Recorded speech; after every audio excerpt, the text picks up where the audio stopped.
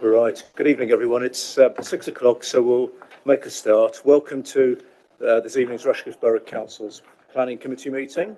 And I'd like to remind everyone that the meeting is being recorded and live streamed on the Council's YouTube channel.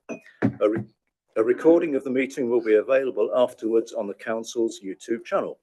In addition, under the Local Authorities, Executive Arrangements, Meetings and Access to Information England Regulations 2012, other people may film, record, tweet or blog from the meeting. The use of any such images or sound recordings is not under the Council's control. May I remind councillors to please switch your microphones off when you're not speaking and to switch them on when you are speaking. And as we know. So I'm, for the benefit of our visitors, I'm Councillor Richard Butler, the chairman of the committee, and this is Councillor Tony Wells, the vice chairman.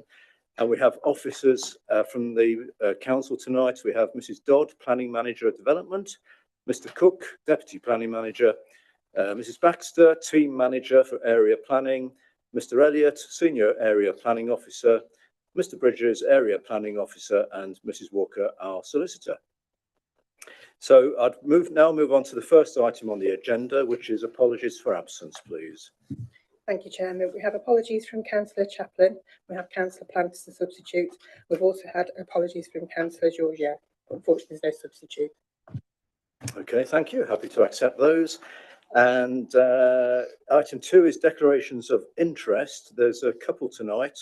I need to declare a non-pecuniary interest in the Copgrave application simply because I'm one of the ward members. So we'll have to stand down for that item. And Councillor Wells. Thank you, Chair. I declare an interest because I'm speaking against the item in Keyworth and I'm the ward member as well. Thank you. And any other declarations? No. Okay, thank you. So the minutes of the previous meeting held on the 12th of October, for those of us who are here, are we happy that they're correct? Happy with those? Thank you.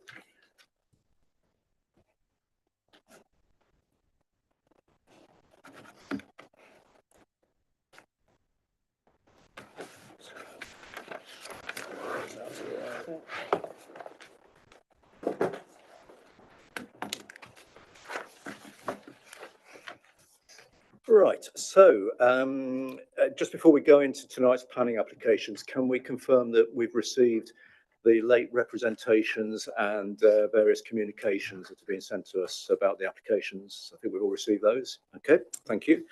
So we'll go into tonight's planning applications, and the first one is 27 Main Street, Keyworth. So Councillor Wells will step down for this item. And so, Mr. Bridges, if you'd like to talk us through this one, please. Thank you. Thank you, Chair. This application relates to the construction of a detached garage with a first floor store and external stairs and an attached carport. No late representations have been received, although I understand members have been provided with additional information from a planning consultant. The application refers to 27 Main Street in Keyworth, a semi-detached dwelling on the east side of Main Street. It has vehicular access to the north of the dwelling, which leads to a private amenity space to the rear of the property. It is within close proximity to several Grade 2 listed buildings, including the barn at 31 Main Street, which is to the south of the application site, and 19 Main Street to the north of the application site. The application property itself lies within the Keyworth Conservation Area, and it's identified as a key unlisted building in the Conservation Area Townscape Appraisal. The site used to have a detached garage or store in the rear garden, and that was located adjacent to the south boundary near 31A Main Street. So in a similar location to that building that you just saw, a replacement 1.5-story garage was approved in September 2021, along with a glazed link that was joining the garage to the house itself. The approval consisted of a double garage and workshop at ground floor and a hobby room and a void at first floor. Following the approval, works have commenced and are largely completed, but they have not been completed in accordance with the approved plans in that previous application. The differences to the approved scheme includes a carport instead of a glazed link, a slight increase in the eaves and the ridge height of the garage, and an external staircase facilitating the first floor.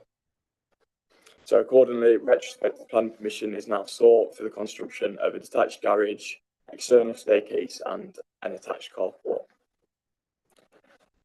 Plans were originally submitted as part of this application for how the building has been built, and these are shown on the screen now.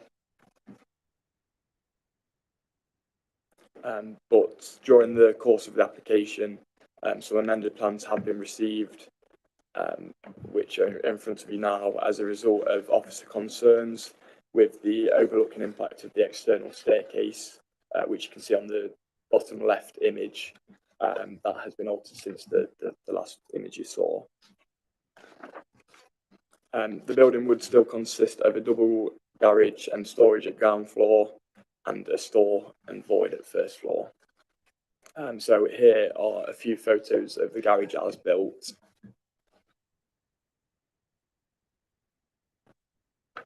So it's just a walk around of the site really. So in the background of this image now is 31A Main Street, which will be spoken about more than other neighbours throughout this presentation.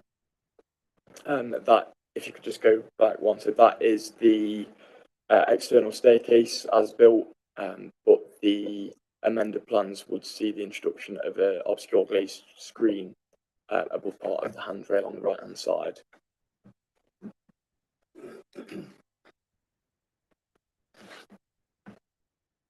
So the main issues that have been raised during the consideration of the application are the design and the impact on the character and appearance of the area and the conservation area, and the impacts on residential amenity. There is no objection in principle to the construction of the building and link extension, given that it would be within the residential curtilage and be used ancillary to the host dwelling. In terms of design and the conservation area, the garage is of a similar size, siting, materiality and form to the approved scheme, and no concerns have been raised with regards to this element. However, concerns have been raised with regards to the appearance of the external staircase and the use of obscure glazing not being in keeping with the conservation area. I would note that the Conservation Officer and the Keyworth Conservation Area Advisory Group both agree that there's no harmful impact on the conservation area in terms of the public domain. The external staircase would not be easily visible from public domain. It would be screened by the garage to the north of the site, the carport adjacent to it, the host dwelling, and 31A Main Street to the south. As such, officers do not consider the proposal to result in any detrimental impact on the surrounding area or the conservation area. However, it is noted that the staircase would be visible from neighbouring properties, although this would not be a justifiable reason for refusal, as a private view is not a material planning consideration. So moving on now to the impacts on adjoining occupiers. As briefly covered a moment ago, upon visiting the site, officers raised concerns with the as-built structure in terms of overlooking into this window in particular, which belongs to 31A Main Street. This view was seen to be detrimental to the enjoyment of the adjoining occupiers, and hence amended plans were then provided whereby the obscure glazed screening was extended for the top portion of the staircase, which would remove this direct view into the room. In terms of overshadowing, the proposed structures are located to the north of 31A Main Street. It's not numbered there, but it's the L-shaped building just below the proposed garage. Yeah, there. And it's to the south of 19 Main Street, well, 19 to 21 as depicted there. So given that it is to the north of 31A Main Street, Officers have no concerns in terms of overshadowing, and given the size of the structure and distance to 19 to 21, we have no overshadowing concerns there. However, in terms of the loss of natural light, it is noted that 31A Main Street has several roof lights facing towards the application site, and this one in particular may be impacted by the development. So officers' opinion is that the garage itself, as built and as proposed, is not significantly greater than what was previously approved in 2021. No concerns have been raised with regards to this. The concerns have been mainly to do with the external staircase in terms of loss of light. Whilst the external staircase is located closer to the roof light than the garage, the staircase and obscure glazed screens are significantly lower in height than the garage structure itself. Additionally, obscure glazed screens do still allow for diffuse light to pass through in terms of natural light. And accordingly, officers do not consider the loss of natural light to be significant so as to warrant refusal of this application. So as a final point, concerns have also been raised with the potential future use of the first floor of the outbuilding, with the staircase being kind of separate and not having to go through the ground floor. Officers have added a condition requiring the building in full to be used ancillary to the host dwelling and to not be sold or let separately.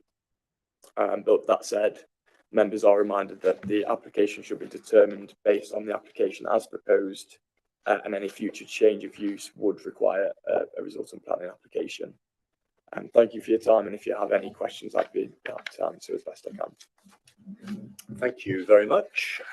We have two speakers on this item, on this application. We have a Mr. Cook, Harry Cook. If you're here, if you'd like to address the committee now, you can come up to the table there. And just so everyone knows, the way it works is you have up to 5 minutes to address the committee. It's just talking to us. It's not a two-way dialogue. If you're still speaking at 4.5 minutes, we tell you there's 30 seconds left. And when we get to 5 minutes, we have to ask you to stop. Quite strict. Pardon? The ward member, Councillor Wells.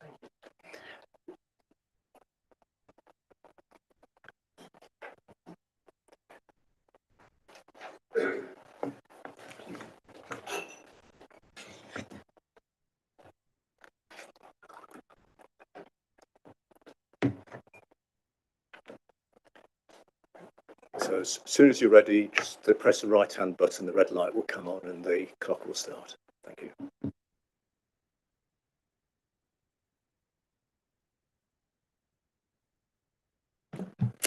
Good evening. In my opinion, this must be one of the most straightforward applications refusals for you to make, and let me explain why. To begin at the beginning, my wife and I are neighbours of the applicant, and we live in a small 2-bedroom bungalow we bought for our retirement. During last year and earlier this year, a replacement garage was built next door with all due approval. Early on in its building, our neighbours expressed concern as to its size, especially the internal dimensions, but nothing was done to make any alterations. The new garage is able to house 3 cars, one on a ramp lift, and also has adjacent workshop space. Despite the vast improvement from the demolished original garage, a decision was made to compensate for the smaller internal dimensions of the new build by adding a carport and fitting an external staircase, and in so doing bypassing our country's long-established planning system. This revised respective application is seeking approval for the now built carport and the already installed external staircase, and also other minor changes. Our principal concern is with the awful external staircase, as this has been placed bang outside, very close to the main window for our kitchen living room. On reading the planning officer's submission recommending approval, I sought the advice of an independent planning advisor, consultant rather, with a brief to give us an honest assessment of the situation. You have seen the commentary received, that's already been sent to you, which states the planning policy has been breached for the external staircase. In the revised application, the approval is seeking additional frosted glazing on the staircase from that already installed. Unfortunately, it only makes matters worse for us, both in terms of impact on light and aspect. This is what you would see if this is carried out. And I'm sure, councillors, you would not like this outside your main window for your kitchen living room. Indeed, I would probably go as far as to say I don't think the planning officer would either like it outside his property. We can't do anything to mitigate the impact of the staircase if installed. It is impossible to increase the size of the window, for example. We have no choice but to follow due process to get it taken down. Everybody who has seen the staircase is flabbergasted by what they see. This includes near neighbours, members of Keyworth Parish Council Planning Committee, members of Keyworth Conservation and History groups, and other visitors from both Keyworth and beyond. Without exception, we have their support in objecting to this application. Turning to the carport, this does not impact us directly, but if I am to be consistent, then it should also be taken down and be replaced by the link passageway that was approved. Our objection is that its construction reinforces the idea that changes can be made after sign-off without consequences. Otherwise, what's the point in having planning regulations if they cannot be enforced? Before concluding and returning to the staircase for a moment, in February of this year, the Supreme Court ruled in favour of flat owners whose outlook had been affected by changes to an opposite building. The Supreme Court determined that the flat owners faced, and I quote, consistent visual intrusion, which interfered with their, quote again, ordinary use and enjoyment of their properties. This judgment clearly indicates that visual impairment is not acceptable. So in summary, if you approve this retrospective application, you are then going against the recommendation of your Vice Chairman, Councillor Wells, for whom we thank for visiting us, coming to an opinion and sticking to that opinion. 30 seconds.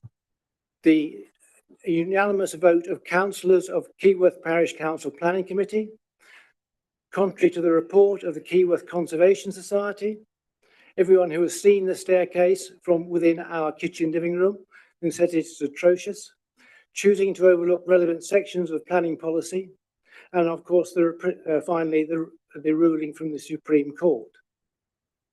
And let's not forget, there is a solution, it's an internal staircase. Finally, this situation is not of our making, and we are very sad it has happened. Thank you. Thank you very much. Bang on 5 minutes, so thank you for that. Oh, my preparation was not in vain then. Thank you. So our next speaker on this item, as we've already mentioned, is one of the ward members, Councillor Wells. So we'll hear from you in just a moment.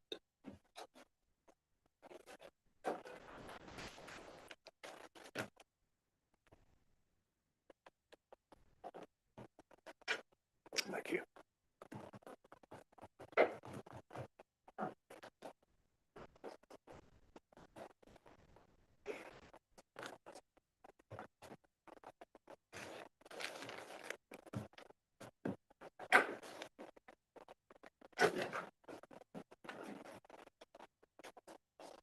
So as soon as you're ready, the floor is yours.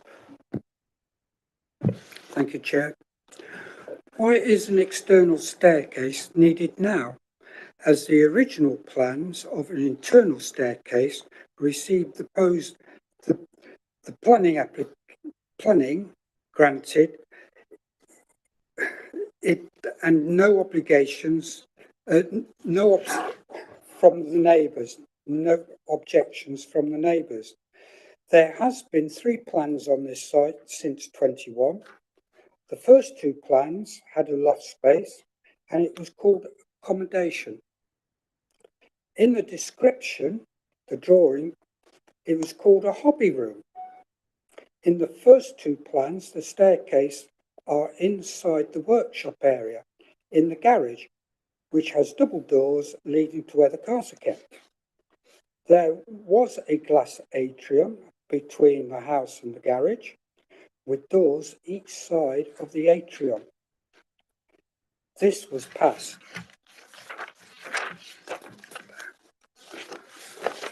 Now, to the new plan we are looking at, the height of the building is bigger.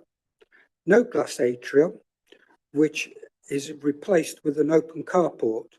The hobby room is now called a storeroom. The garage has a staircase on the outside of the building. The garage around the ground floor, has no workshop area, no dividing wall in the building. The length and width of the building are the same on all 3 plans. There is no reason why the first 2 plans, which have planning to move the staircase to the side of the building when there's an ample room inside. Why I object to this plan, the officers state that the staircase will not be visible from the public domain, but 2 houses and their occupants will see it every day. That's 31 and 31A Main Street. So the officers not out of view as they are claiming. The staircase are not in keeping and made from the wrong materials for this area, which is a conservation area. Under the first 2 plans, the owner could have rented the flat out, as the description is accommodation, and in that plan there was no recommendation 3. So my concern is that the applicant will be back later to try to overturn recommendation 3, as accommodation was accepted by the officers the first time round. They might now claim unreasonable by having the staircase on the outside. By having the staircase on the outside, the officers are now having an independent living space is being created. That is why having all the expense and need to change the atrium to a carport, so access to the garage and the cars. Thank you. Thank you, Councillor Wells. That's again well within 5 minutes, so thank you for that. So we've heard from Mr. Cook, who is the neighbour, who is accepted the original and understood the original application, but is unhappy and very concerned about the application in front of us today, primarily because of the outside staircase and the appearance of it. And also he considers planning, or has been advised that planning policy has been breached. Despite the suggested frosted glazing, he feels that would actually make it even worse for his household, and also referred to a separate case in the Supreme Court.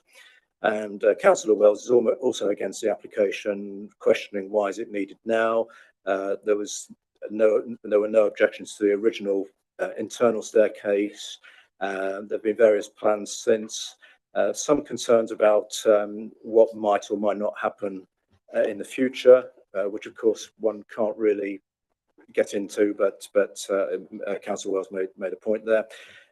Also pointed out it's higher than the permitted application, and despite the report saying it's not visible from the public domain, he points out it is visible from 2 neighbours, and feels that the staircase is not in keeping with the building and the area. So I think that covers most of the points. Could we pick up on any of those, please, just to get some response?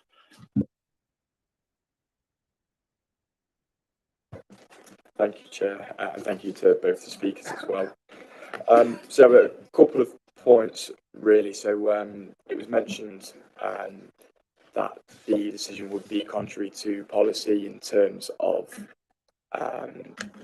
the impact on neighbours.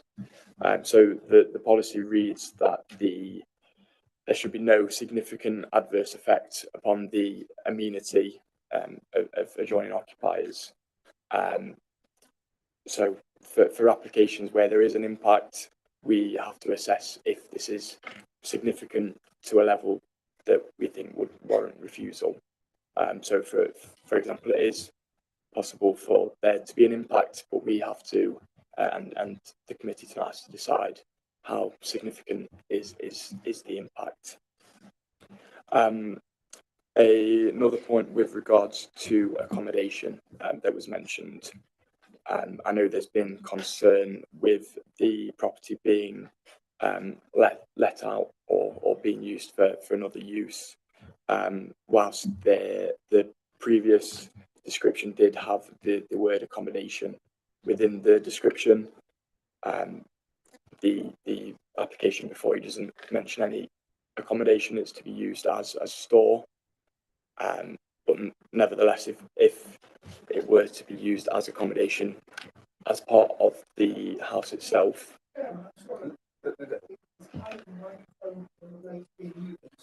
Oh, sorry, we'll speak up. Yes, sorry. My apologies. Sorry, we'll speak up. Sorry about that. Thank you for telling us, because we can't always tell whether you can hear us or not. So thank you for that. Oh, apologies for that. Can you hear me any better now? Yes. Yeah, brilliant. Sorry about that. No.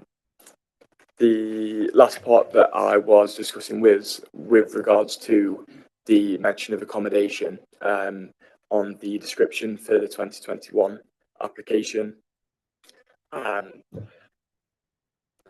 So it is our understanding that the use of the building in whole will be as part of the house. It will be used ancillary to the house, and accordingly we have conditioned that.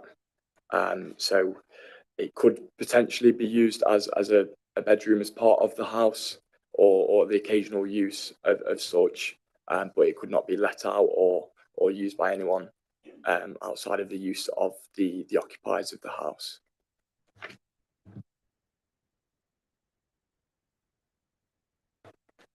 And one more point as well, with regards to the mention of case law. Whilst we obviously do take case law into account, I'm not aware of the case law in which you're referring to, in terms of I don't have the details in front of me, so I wouldn't like to comment on that. Okay, thank you very much. So that's picked up the points there. So now right, speakers already. So I was just about to say, does anyone want to make any comments, ask any questions? I think we will be. Councillor Edivine, please. I think it was mentioned earlier that, yes, you don't have a right to review, but that's not a view. That's in your face every day, up close and personal. I quite liked our first speaker's consistent visual intrusion as a description, because that's exactly what that is. And given that. And to be honest, that's the only problem I have with this building. All the arguments, that other things, the external staircase it's an eyesore. It impacts on the neighbours. It's overbearing, and it could easily have been built inside. Thank you. Probably no need to come back on that, but any other, Councillor Mallender.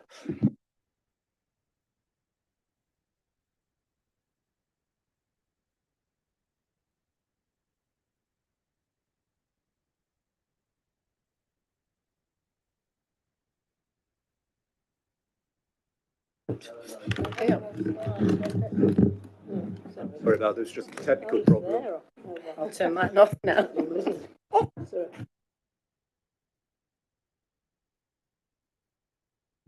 Yay, right. I forgot what I was going to say. No, I'm not.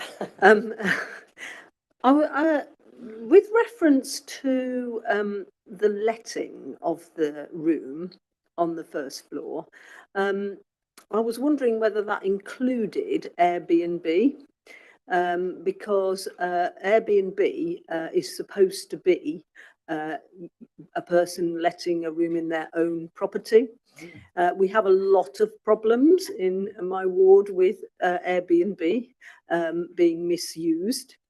And I was just wondering whether that would be a kind of way round, having people in that property that might not be anything to do with the owner, but would be using that room. So I was just wondering if you could clarify whether that is included in whether or not it could be let. Thank you. That's an interesting question. Airbnb rules, which I must admit I'm not that familiar with. Do we have any thoughts on that? I mean, conscious of the fact we need to be careful not to stray too much into what might happen, but I understand where you're coming from there. We just need to bear that in mind. As ever, we can only really look at the application that is before us. So, but I understand what the point is. It was said that it wouldn't be let. Indeed, I understand, but I'm just making that point. We need to be careful not to stray too far off the main application. Over to you. Yeah, well, thank you for the question. I think there's two keywords as part of the condition that would restrict this ability to potentially let out to as part of Airbnb or a similar business.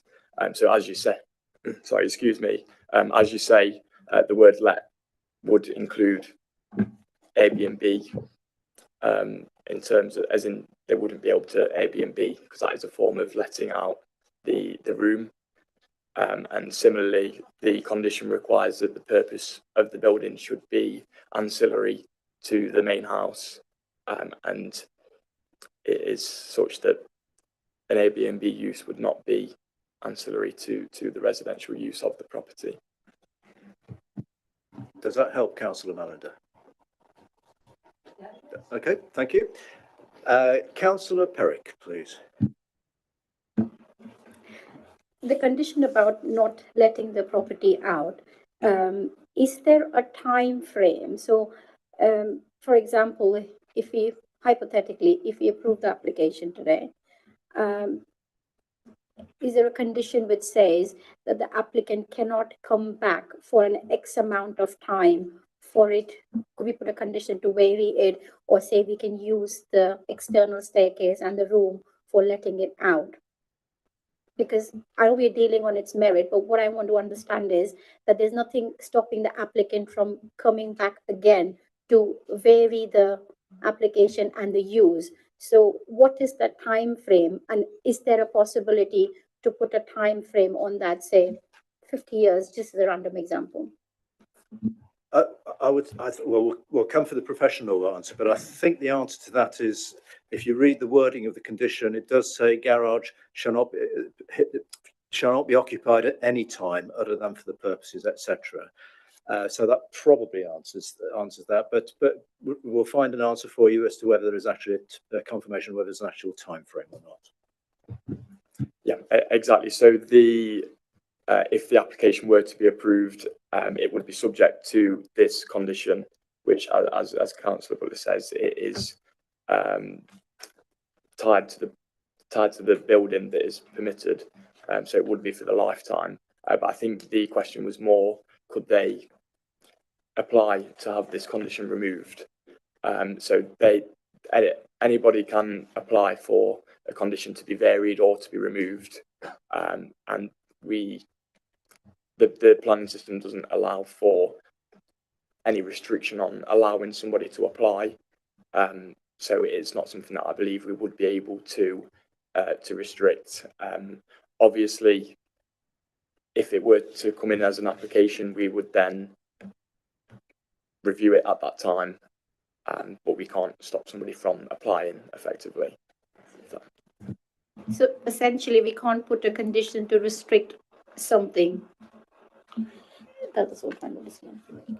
You can't put a restriction on time on a timing, Okay. but although as we say there in this condition there is for the life of this application, but and again we've got to be careful not to stray into things that are not in front of us at the moment. But like any property, anywhere, any application, anyone might come along with an application for something in the future, but who knows? So, but on the application that's in front of us, you've got that condition 3 that does say at any other, well, as it says, any time other than for the ancillary purposes. But you can't be specific about the timescales. Does that help? Yeah, that's fine. Okay. Councillor Plant and then Councillor Calvert. Thank you. So hopefully correctly that the question is the impact significant, particularly mainly the staircase. And what I'm really asking is sort of on what judgment is that made, because it could be highly subjective, and obviously it makes a considerable impact to Mr. and Mrs. Cook. So, you know, sort of how do you work that out? Thank you. Well, again, I think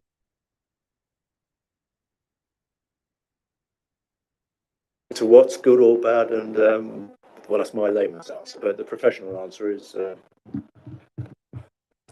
Yeah, I think you are right. It is subjective, and obviously every application will have a different impact. So we have to subjectively measure that ourselves and take that into account.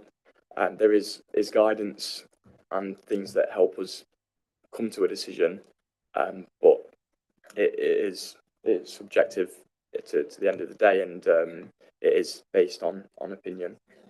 I don't know if you want to add to that. Well, that's one of the reasons we're here. It's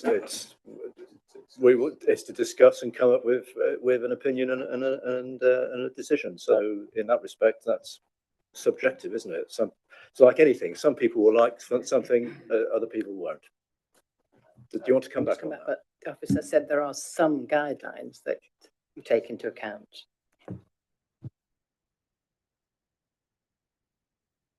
Yeah, so there is some guidance that helps inform our judgment, but there's no kind of strict yes or no kind of rigid structure.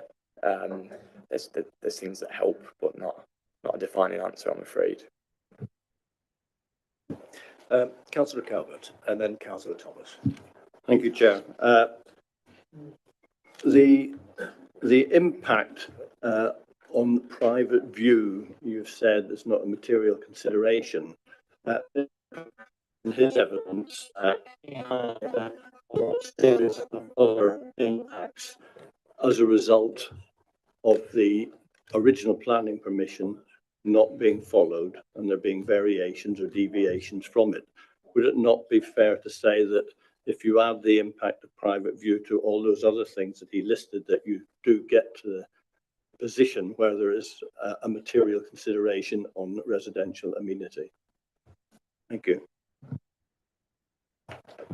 Yes, impact of other. Yeah, if you can pick up on that, please. So the main considerations that we take into account for any sort of built form are generally the overshadowing impact, the overbearingness or loss of light, and overlooking. So a view could be altered in terms of the massing adjacent to a structure, which could be argued to be overbearing and provide a loss of light, and that has been considered in the report. Again, I appreciate that the commenter feels that to be significant, and officers have concluded that it wasn't significant to a level that would warrant the refusal of the application. But like you say, there are several things that we do take into account, but unfortunately, a view itself can't be protected. Just Back on that. if I may come back, yeah, I can understand that there may not be quite the significant impact that you want to be able to say no. But if you add up all those almost significant ones, and there are a series of them, you might get to a level where there is actually significance. I think that's the point I'm trying to make. I think I understand what you're saying. Yes. Right. Okay. Councillor Thomas, please. Yes, thank you, Chair. I've got two questions really. One is the windows that have been changed on the building. I was just wondering if you could go back through the plans and so we can do a spot the difference on the windows as approved and the windows as built. When you say windows, are you meaning the glazing on the staircase? Or, no, I'm meaning the windows on the building itself. Oh, okay. Because I think that gives some indication as to intended use. If you can go back to the plans for the as approved and as built.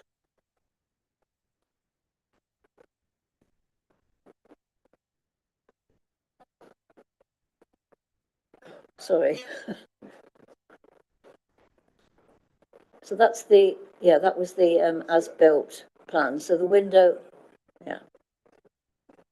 The window on the side elevation at the top left-hand corner and the window on the rear elevation at the bottom right-hand corner. If you could just keep those in, and the side elevations, yeah, keep those in your mind, and then go back to the one as approved previously. Those are much smaller, plainer windows, perhaps more in keeping with a storage use than an accommodation use. So that's given me the flavour that the intention has changed on this building. So that was the first point or question really. And the second is, have officers considered, should this be approved tonight, have officers considered removing permitted development rights as a condition? Thank you. So windows and possible removal of permitted development rights. Thank you, Councillor Thomas. So the window, oh, sorry, Phil, could you just go back to that photo? Just, yeah, that one. So the window you can see here on the left-hand side of the image, I appreciate that that is bigger than what was originally approved. Before there was a window either side, very high up, that, as you say, might point to the use of storage. However, on this left-hand side of the building, as the image shows, behind that window is a void at first floor. It's not usable floor space at first floor behind that window there. So it could well be just to get more light into the space. Phil, if you wouldn't mind just going to the plans, the next one, the floor plans, yeah. So on the right image of these two is the void at first floor, so there's no floor space there, and that's the side that the window is on, the larger window. With regards to your second point on the removal of PD as part of any permission, it's not something that was considered because for outbuildings they have to remain as a use incidental to the host dwelling, and I think in terms of the available space around the garden, there wouldn't be potential to have it a size that would be detrimental to anyone's any of the adjoining occupiers. Okay. Do you want to come back on that, Councillor Thomas, or are you mulling it over? Okay. Councillor Brown and then Councillor Walker. Thank you, Chair. My question has really been answered by looking through those slides as you've been flashing by. I was just going to ask the exact height of the glazed panel to hide the door. My thoughts were that an extremely tall person could look over the top, which would be an intrusion of privacy. But looking at the height of that, I think it's answered my question. Thank you. Okay, well, if you're happy with that, the answer, you've got the answer to your question. Councillor Walker, please. Thank you, Chair. One of the things we haven't talked about yet, and something that I'd like to hear a little bit more about is the element of the design and appearance, particularly of the staircase within the local area, and additionally that being a conservation area. I think for me, one of the key aspects. If I've understood the thrust of your view on this, it's that because that can't be seen from the public, really that falls away. You referred to the information that we were sent a day or so ago on behalf of Mr. and Mrs. Cook from professionals that they engaged, whose view effectively was the opposite, which is, well, if it's there at all and it's not in keeping with the area, then that is an issue. So could you just expand on that a little bit more about the extent to which the view from the public, the extent to which the public view does or doesn't mitigate the fact that it's out of keeping with the area, which I think is agreed. Yeah, thank you. Yeah, so typically in planning, especially in terms of the impact of design, so not just conservation of areas, but we do typically take into account the impacts on public domain. So that could be roads, rivers, watercourses, footpaths, anything of the sort.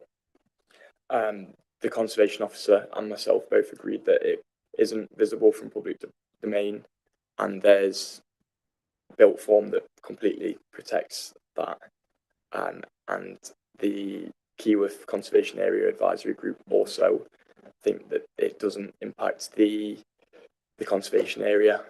So whilst I do appreciate that the point has been raised that it is in the conservation area and it isn't a typical design that's seen in the conservation area, from our point of view, we don't tend to take into account if something's there, it's not visible. So we can't say that there's harm to the conservation area if it's not visible from the conservation area, if that helps. Do you want to come back on that, or are you pondering as well? No, I think I get the thrust in relation to what I'd asked, which is what I'd expect to say, which is you think you're right and this guy that has said it is wrong. I suppose I'll just make a comment rather than a question, that's which is, I think from my perspective, whether or not the property ends up being let or not, I don't think it's really about that. And because from Mr. and Mrs. Cook's view, I suspect they wouldn't be bothered whether the people traversing that staircase X amount of times a day are the full-time occupiers of the property, friends thereof, or someone else. I don't think it's relevant to think about the view. It's a view. If the staircase wasn't there, they'd be looking at the side of the garage. I do think it's about amenity and the impact of them, and that arises by virtue, in my opinion, of creating that intrusive environment out there.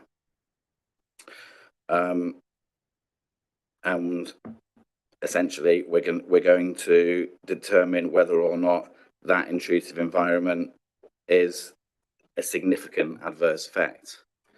I think I'm probably at the moment leaning towards the fact that it is, but there we are.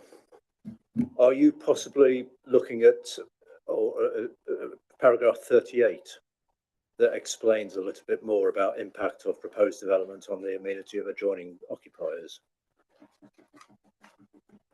That might be interesting. Yeah. Councillor Thomas.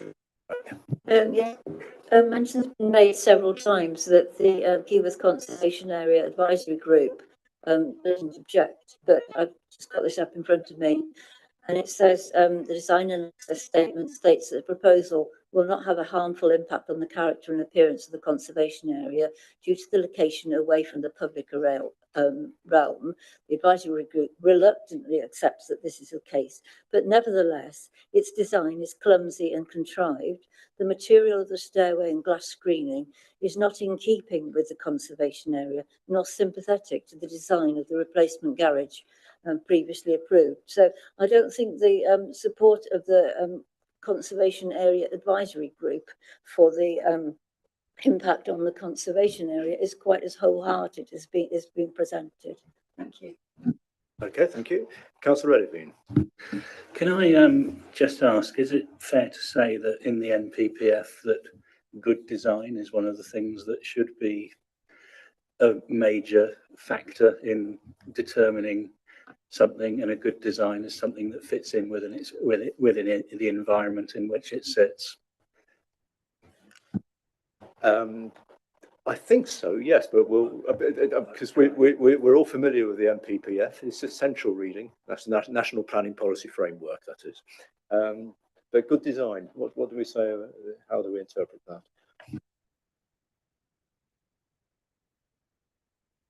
Yeah, yes, it does say that, but hear me? It does say that we can have different kinds of designs, and I'm sure we've all seen examples where buildings in conservation areas do have modern elements to them, and they are acceptable. And I would say that this is just similar to those, that it's a different and it's a modern element and it's a design. We don't have a problem with that design as planning officers.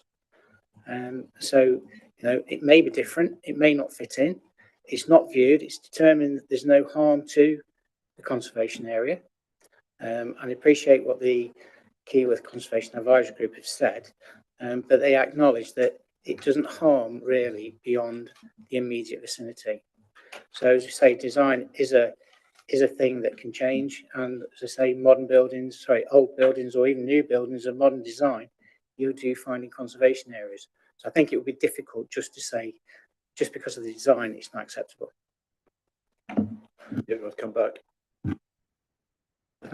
Okay, so because the problem I have with it, and in its context, if it was a external staircase like that, the addition of opaque glass makes it plain ugly, and in my mind, that makes it not good design. It sits there very incongruously, in my, and that's subjective, I know, but it just sits there so incongruously. That picture says it all. Okay, Councillor Thomas, and then we need to start making a decision, I think. But Councillor Thomas. I propose, please, that we refuse the application on 2 grounds. One being the impact on the amenity of the neighbours, and the other being that the design of the external staircase is out of keeping with the area and not representative of good design, whatever policies those are. Thank you. Okay, thank you. Yes, we're making a note of that. Councillor Brown. I'm happy to second that, Chair. Okay, so we're just writing those down then. Does anyone else want to speak at this stage, or I think we've had quite a good discussion on this one, on this application. So you've got a note of that. Do you want to say anything about that? Yes, to clarify, we need to clarify things. Just need to clarify a couple of points. And just on the first reason that you mentioned with regards to amenity, would you be able to explain what the precise? I'm trying to. Sorry, 1 second. So what type of neighbour amenity are you concerned about? Is it the overbearing element? I think it's overbearing, overlooking, and the fact that there's an ugly structure very close to their window that people will be walking up and down and looking in through their kitchen window. I don't know if Councillor Edwin would like to expand on that, because it was his point, really. I just wonder if we can use the term, and that term, consistent visual intrusion, because I think it is so overbearing on the neighbouring property, and not just the neighbouring property. I would say that you know, wherever that, whichever property that was taken from. I don't believe it's 31A. It's one of the ones behind it. It might even not be in someone's garden. I don't know. You know, that's it's a visual intrusion in my mind. Okay, right. And you want to come back on that? Yeah, can I just make members aware that I think the proposal does address overlooking, and it may be something that's probably not defendable to appeal. So, I mean, if you want to reconsider that or include it, I think that's a risk. So do you want to have a little? Do you want to have a think about that? So you're worried that if they put the overlooking, It may not be defendable. it'd be hard to defend.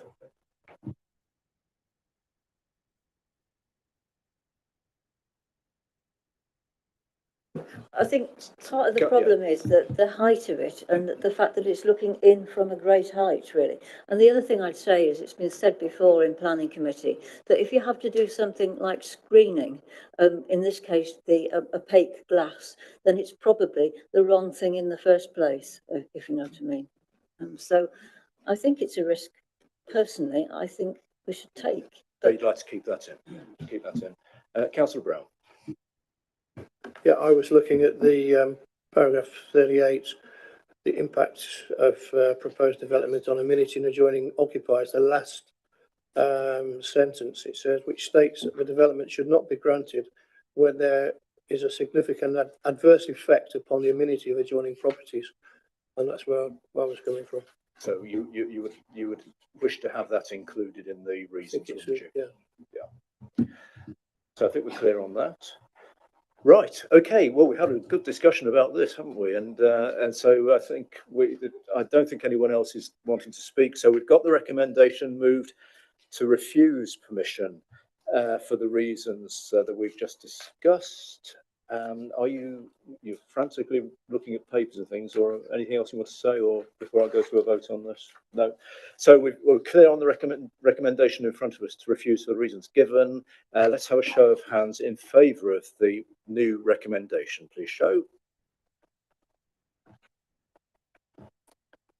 Okay, so that's 1, 2, 3, 4, 5, 6, 7.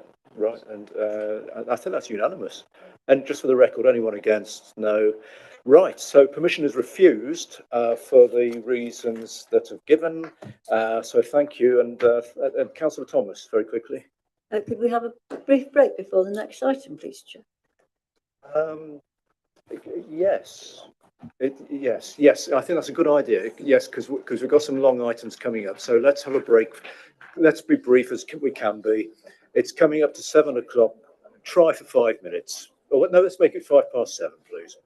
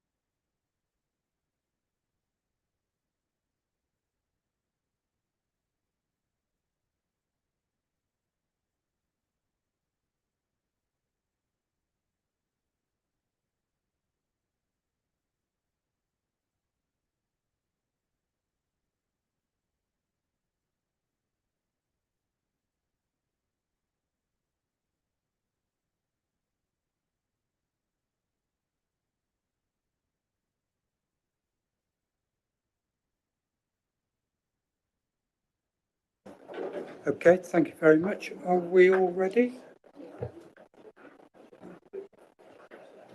Right, the next item on the list is the bridge at Cotgrave / Grantham Canal. Would the officers like to give their presentation?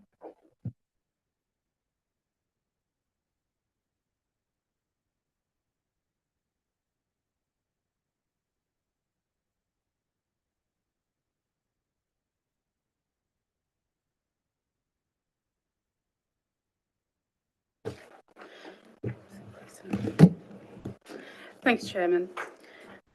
Members are advised that there are late representations that have been circulated. In relation to the additional condition suggested in the second late representation, officers consider this could replace condition 2 with the following wording substituted. Within 2 years of the decision date of the Commission relating to the detailed design of the bridge hereby approved, all relevant conditions shall be discharged and the construction of the bridge commenced. Details of the respective permissions / consents from the landowners shall be provided to the LPA within 30 days of receipt. In addition, for clarity, the applicant's name has also been updated.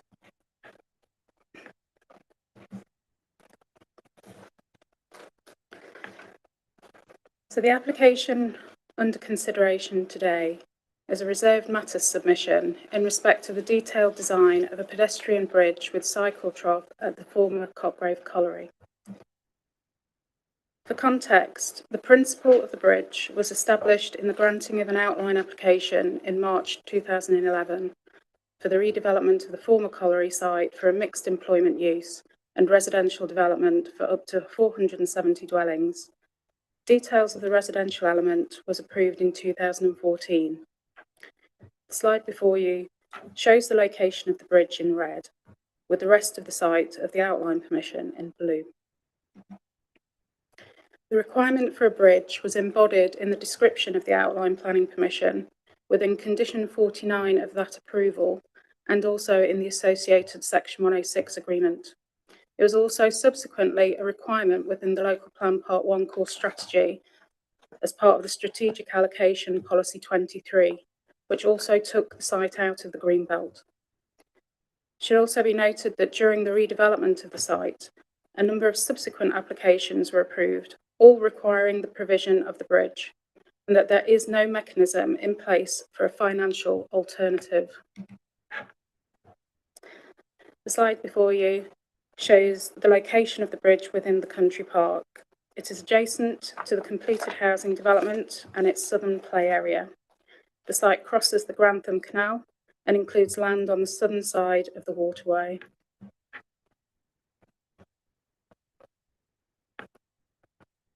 And that's another plan to show its location. In order to show the site in greater context, the plan now illustrates the former colliery site in yellow and the north of the site. The town centre can be seen in blue, and the purple hatched areas of land are the residential allocations known as 2.1 and 2.2 in the local plan part 2. For information, planning permission has now been granted for 210 dwellings on allocation 2.1. And in respect of site 2.2, detailed permission for 74 dwellings has recently been granted, and 2 outline applications for up to 135 dwellings are yet to be determined.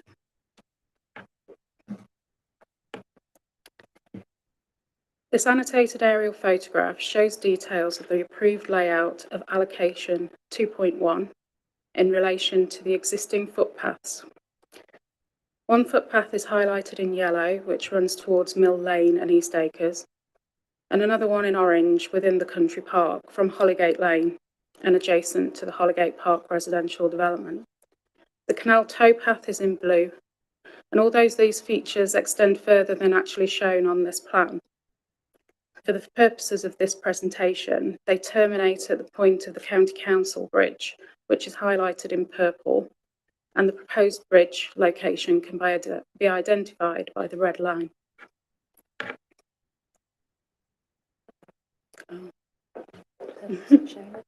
All right. So I'll take you through a number of photographs to show the bridge context in its location on either side of the canal. First photograph is of Hollygate Lane looking towards Cotgrave with the Country Park car park to the right. This is looking up Hollygate Lane towards the residential development with the car park on the left-hand side. Entering into the Country Park with the residential development out of shot but on the right-hand side. Some of the houses on the colliery development with the southern play area on the right-hand side of the photograph, which is in more detail here. And this is looking back down to the Country Park path. And this is at the point where the proposed bridge will take its access with a footpath beyond those trees, and another closer shot of that particular area where the footpath will start to head towards the bridge. Moving through the Country Park, there's an access now towards the County Council Bridge, and this is the County Council Bridge. So in November 2011, after the granting of the outline application on the colliery site, Nottinghamshire County Council secured planning permission for a vehicle crossing bridge, which is located north of the application bridge that we're now considering. It's adjacent to Cotgrave Lock, as you can see here with the bridge in the background. This particular bridge was constructed around 2013 and has enabled access between the two sides of the country park that can be used by vehicles for maintenance and all pedestrians. This is the start of Mill Lane footpath from the towpath within the country park. And this is the view back from that same Mill Lane footpath. And this is where the bridge is going to, or would rather, be located on this side of the canal. And another picture of the same area, but from the actual towpath. And then we're heading back down towards the Hollygate Lane, looking back up the towpath, and then back up to where we started with the Hollygate Lane car park in the distance and the residential development.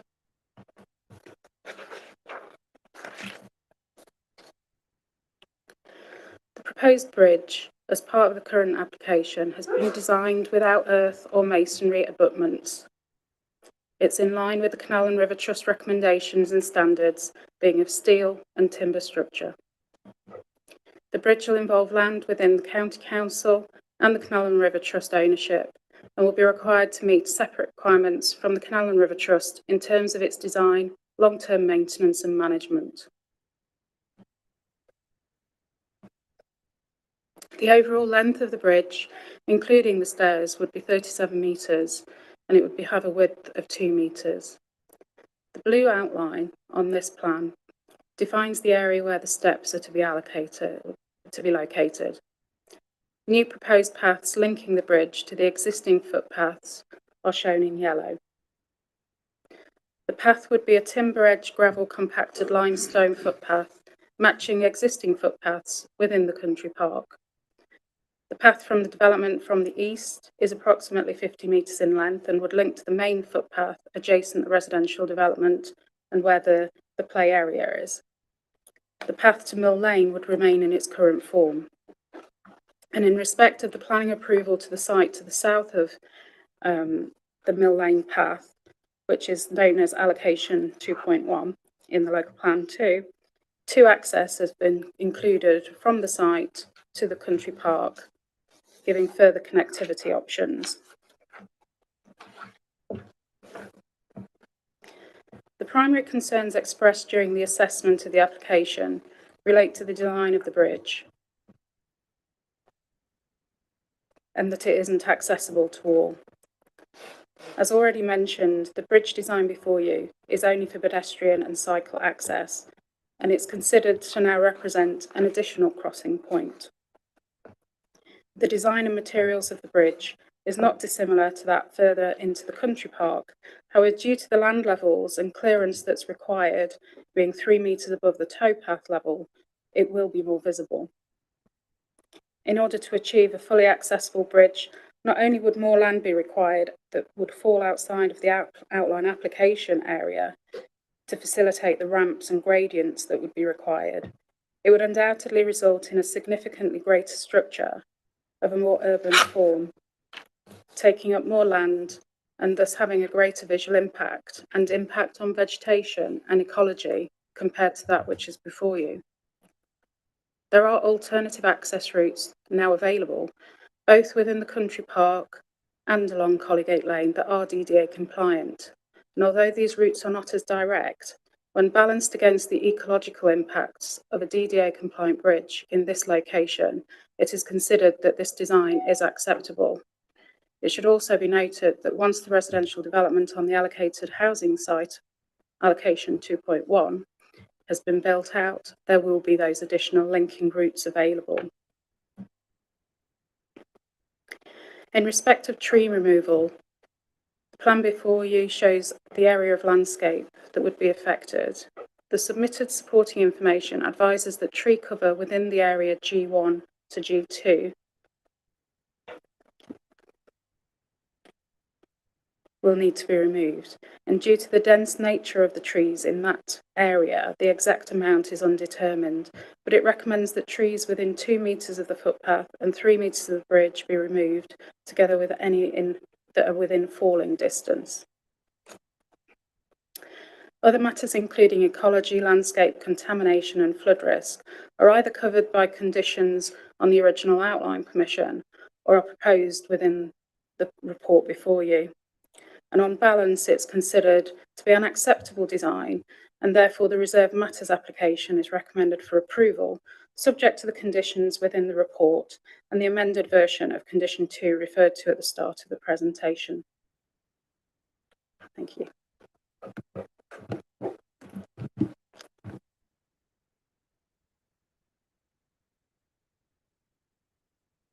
Thank you very much. We have three guests, one guest speaker this evening and 2 councillors. So I would like the Barrett's representative to come to the chair, please. And Mr. Garrett. Right.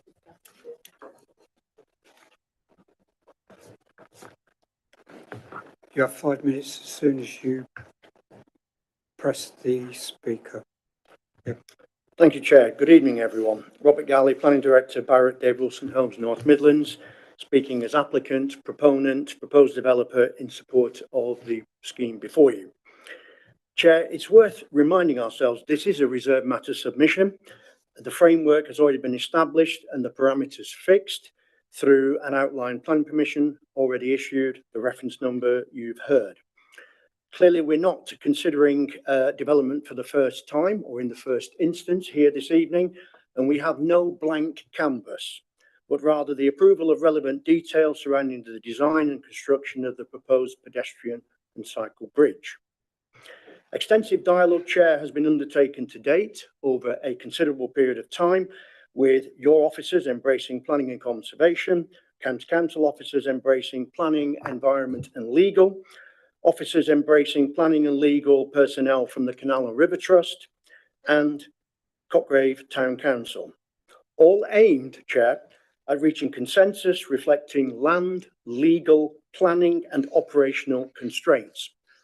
Chair, we have a settled position with your officers, county council officers and CRT, Canal River Trust personnel, on the proposed design. And as we've heard, the location was confirmed at the outline planning permission stage and included within the overall outline red line at that time. Sadly and regrettably, we have outstanding concerns and objections regarding the design and the intended use/inclusiveness from Cotgrave Town Council and in particular Ward Borough Councillor Chewings. However, in this regard, there is a wider context, needs to be factored in and highly relevant 6 key considerations. First, the proposed bridge performs a complementary and enhancing role to the existing all-purpose facilities to the north and east, respectively.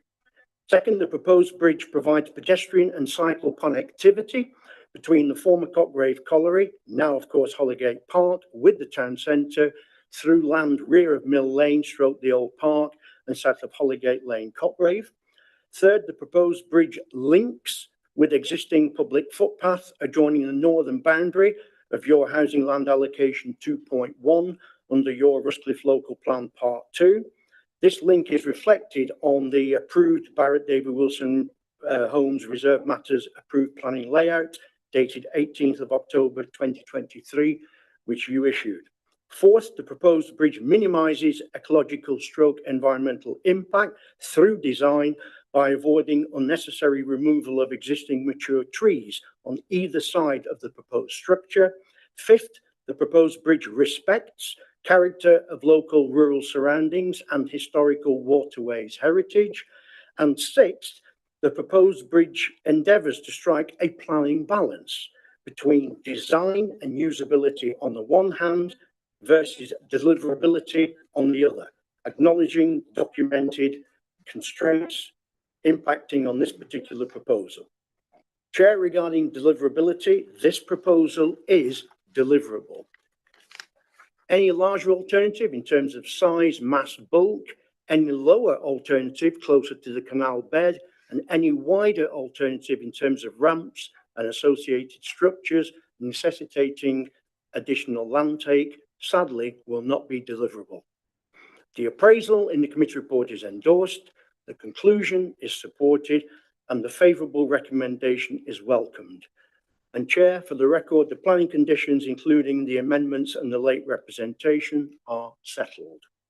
And finally, the proposed design is considered acceptable in planning terms, reflecting all relevant material considerations and constraints. It is worthy of presentation to and support by the planning committee. As such, I commend the current proposal as contained within the plans, drawings, and documents referenced in condition 1 under the recommendation in the committee report to members accordingly. Thank you. Thank you very much. The next speaker is Councillor Chewing, please.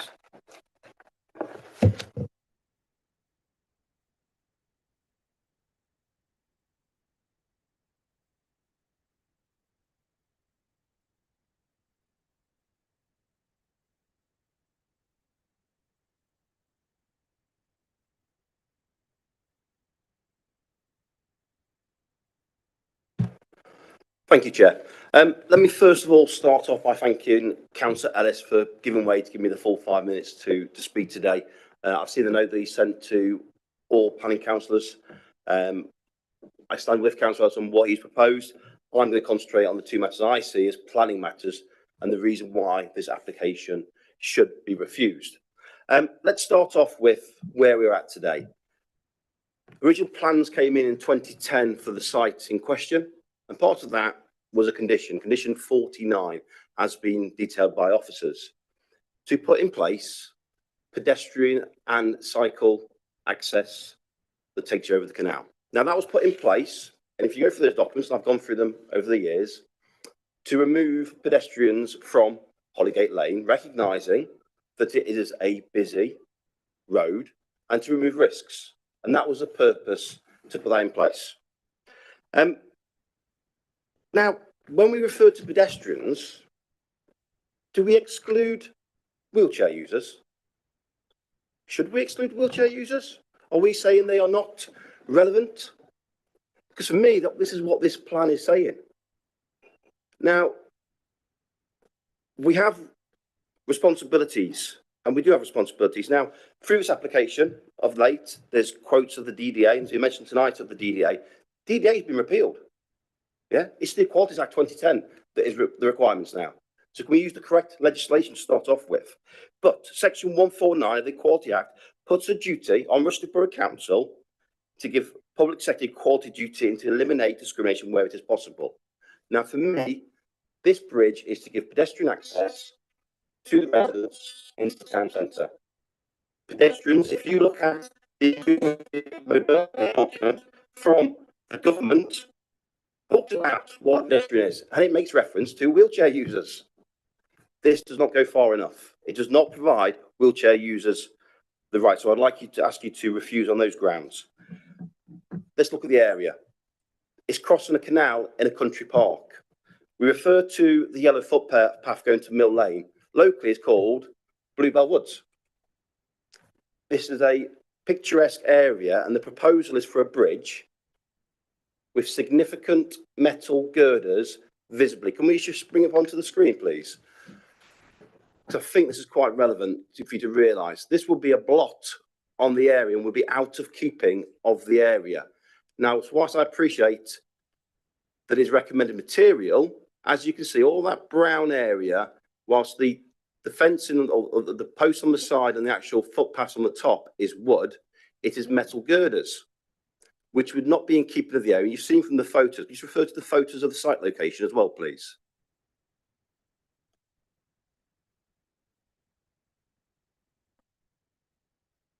So no, yeah, so the actual surrounding photos of the canal and the fields and the woods.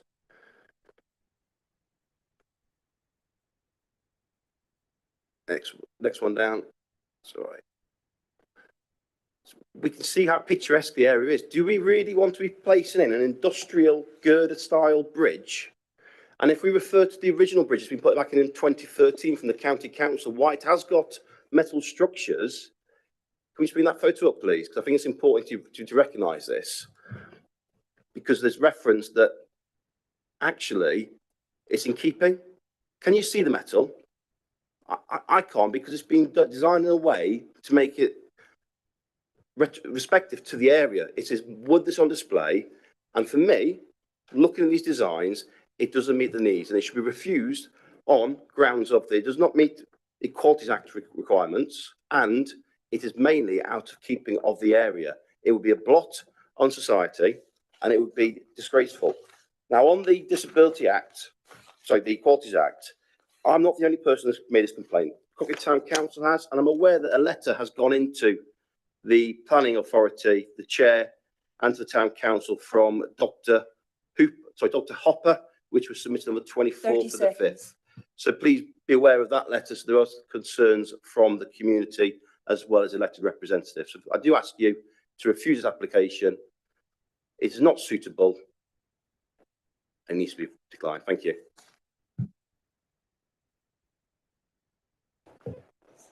Thank you, Councillor Chewing. Would the officers like to come back?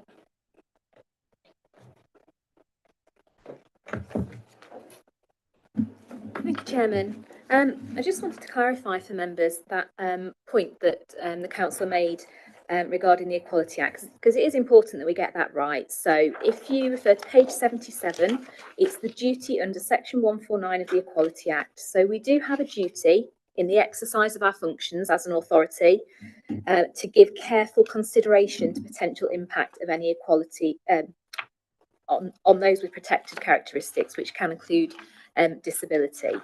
So it is important to draw attention to that. As my colleague mentioned in the presentation, this is a balancing exercise. We have had regard to that, and we have weighed that against other material planning considerations in our report. The weight you give to it is up to you as councillors, but I thought it's just important that you had that bit of legislation in front of you when you were reflecting. Thank you. Did you want to?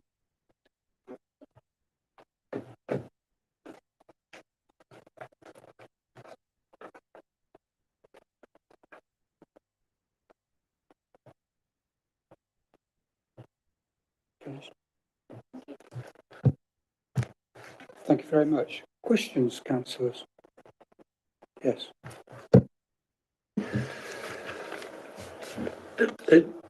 Looking at the County Council bridge, because one of the key reasons for needing the bridge to be designed the way it is the Canal Trust saying it has to have 2 metre clearance. Well, that doesn't look much like 2 metre clearance to me. How far away is it? It's on the lock. Is it 2 metre clearance? It's over a lock, Ah. so the water is lower at that point, Okay. which gives it the clearance. So it does have the benefit of being So, over the lock.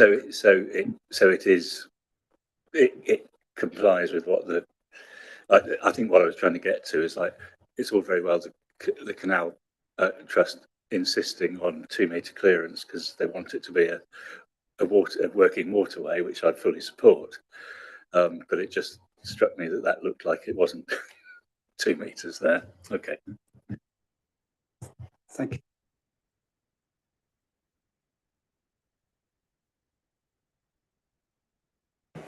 Yes, thank you, Chair. Could you just clarify, is it 2 metres that the clearance has to be, or is it 3 metres? It's 3 metres. Pardon? It's 3 metres. 3 metres. Because I think there's quite a lot of points about this whole application that are very uncomfortable. One is that it has to be so high. You know, we're not talking about ocean-going vessels sailing down the last 100 metres before they hit the main road. And there's an awful lot of cost and problems being built into this design because of the insistence that it has to be so high off the ground. But that is a constraint. And yes, I agree, there's no disabled access, and that is, you know, a great omission, really, that could have been put in place if it wasn't for this insistence on the navigability when the canal isn't navigable anyway. So, and yes, there will be lots of trees and some environmental impact, although perhaps, you know, Councillor Chewins has got a quite strong view as to how much of an impact that there will be. But the choice is not this bridge or a more aesthetically pleasing bridge with disabled access. The choice is this bridge or no bridge.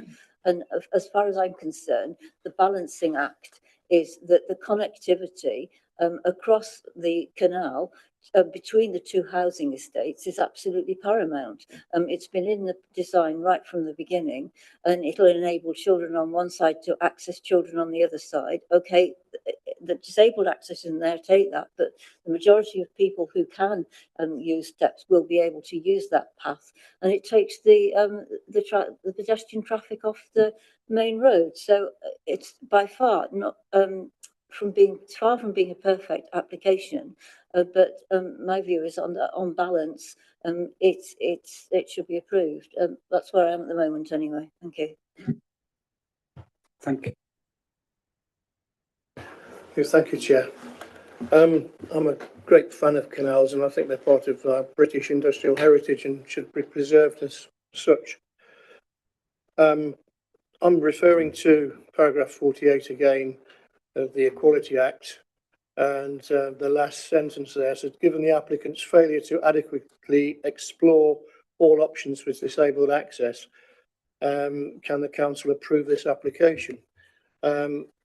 I would like to ask the question why they didn't adequately explore further ways to get across the canal. There are many working parties along the Grantham Canal working to clear it and eventually the canal to become navigable again. And to the east of Hickling, if people know that part of the canal, there's a swing bridge, a pedestrian swing bridge, and these are quite common along the canal networks across the UK, which take up very little room and they're lockable by keys that most boat owners have and are used by boat owners by either pushing them out of the way or winding them, similar to a lock gate. My question is, why was this never considered by the applicant? I suspect it was down to cost at the end of the day. But I'm not happy about the disabled, no disabled access at all. I don't think we can mitigate a footbridge a few hundred yards down the road as an excuse not to provide a correct bridge across where they're planning to do so. And on the looks of it, it reminds me of a bridge across a railway line at a railway station, I'm afraid. So I'm not happy with the design at all, and quite I agree with Councillor Chewing on his description of it as well. That's where I am at the moment. in the write-up and on the walk, we were told if you did have a disabled ramp, it would have to be 6 metres long and it would be a gradient 1 in 20. So I did ask a couple of disabled people, one disabled person with no legs, and he said to get up the gradient, you'll need an electric wheelchair. To go back to a swing bridge, they're just the width of the canal and that's it. I believe that the Grand Canal Trust are stipulating a 3 metre height. Swings out the way. Yeah. Yeah. Yeah. Thank you, Chair. It isn't just obviously in terms of the concern that in terms of disability access and wheelchairs. I mean, that new estate, and I don't know this for certain, obviously, is probably jam-packed full of young families. And obviously those families they'll have children in buggies, trams and whatever. And this bridge is going to be of absolutely no use to that age group. And again, what we are looking, certainly, obviously connectivity is the big issue here. But it is also to alleviate families with children, and what children come to school with now, they're on scooters, they're on bikes, they're on whatever, and they don't want to be on the main road, obviously. So it just seems a real loss of amenity here in terms of all the money that's been spent on this bridge and how inaccessible it is to so many members of the community. Thank you. Councillor Malander. Thank you, Chair. I agree with what the last two councillors have said. If you look at paragraph 59, which is from a person who is talking about disabled access and also access for people with wheeled vehicles of various kinds, including cycles. It says here that the Grantham Canal Society identifies the minimum clearance of 2 metres, not 3. This can be negotiated with the River Trust. They're saying it could significantly reduce a ramp length with a clearance of 2 metres and a ramp gradient of 1 in 12. The ramp could be reduced to less than half the reference 60 metres. So I do not agree that it needs to be a 60 metres long ramp, even if it were built to have a ramp access. But I completely agree that the solution to this, and I've just been looking at some possible solutions on my mobile phone on the internet. There are plenty of examples of swing bridges and lift bridges that would allow access for people in wheelchairs, for cyclists, for people with buggies and small and scooters and so on, without and also allow boat traffic through. And I'm fully in agreement that we should have a navigable canal, but at the moment it is not navigable. And I'm afraid to say that it may be decades until it becomes navigable. So I think it would be a big mistake to build this bridge now, rather than perhaps in the future perhaps have a more simple bridge now if the builders are wanting to save money, and then in the future have a swing bridge when it becomes necessary to do so. And that would also have less impact on the environment, which I'm also very concerned about. There seems to be an awful loss of trees, which seems rather unnecessary to me. And I fully agree with Councillor Chewings on this, that the design is very poor. Thank you. Thank you. Would the officer like to come back, or was there any discussions on a swing bridge? There haven't been any discussions on a swing bridge, Chairman. I'd remind members that the application before them is the one which they're considering and not an alternative. So we do need to look at this particular application in terms of whether you consider it appropriate or not. Just to clarify, paragraph 59 that Councillor Malander referred to was a representation from the public referring to the 2 metres. Our understanding as officers is that it is 3 metres. We're just checking that on our correspondence with the Canals and Rivers Trust. Grantham Canal Society, and I can't find the paragraph number, but they say 2 metres. Oh, where is it? No, but that's one I referred to. It's also the Grantham Canal Society.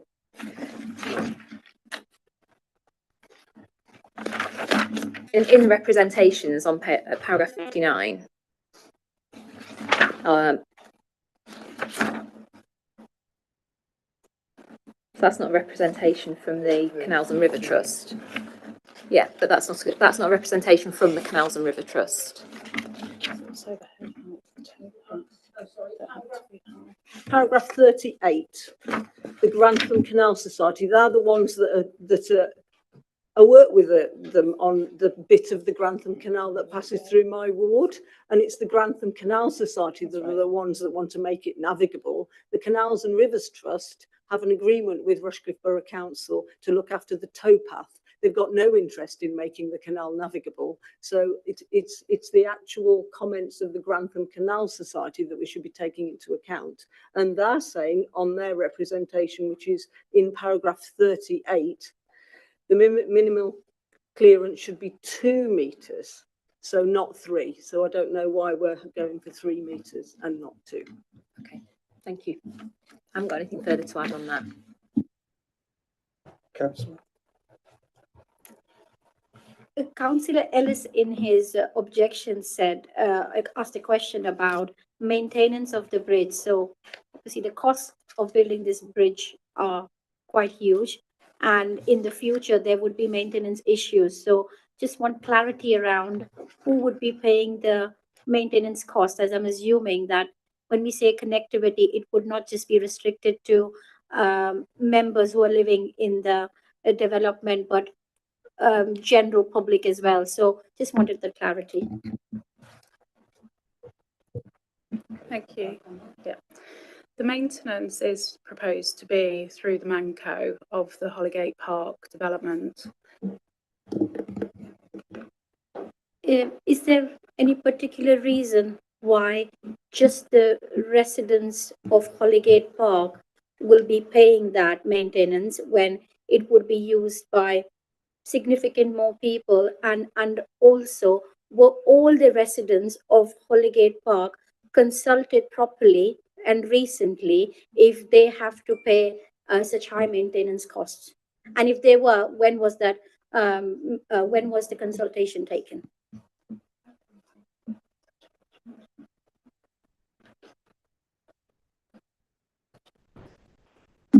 Thank you.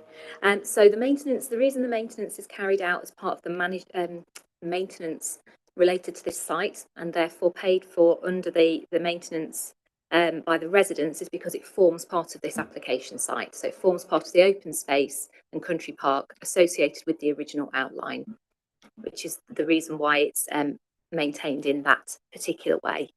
I would just like to remind members that maintenance costs are not a material planning consideration to this application.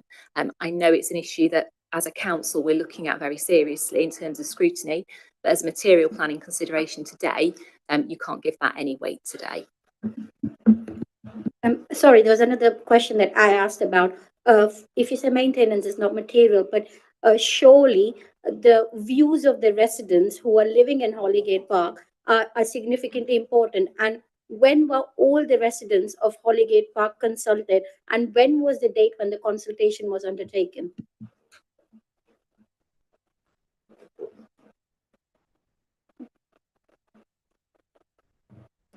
So the consultation will have taken place at the initial planning application submission, and we did do a reconsultation, and the consultation was by letter to the properties that are adjacent to the proposed bridge, because it's in relation to the design of the bridge that we're considering. It also would have had site notice and a press notice in relation to the proposed reserved matters for the bridge. But ultimately, the bridge was embodied in the outline application and the Section 106. So it was envisaged from 2011 to have a bridge on this site.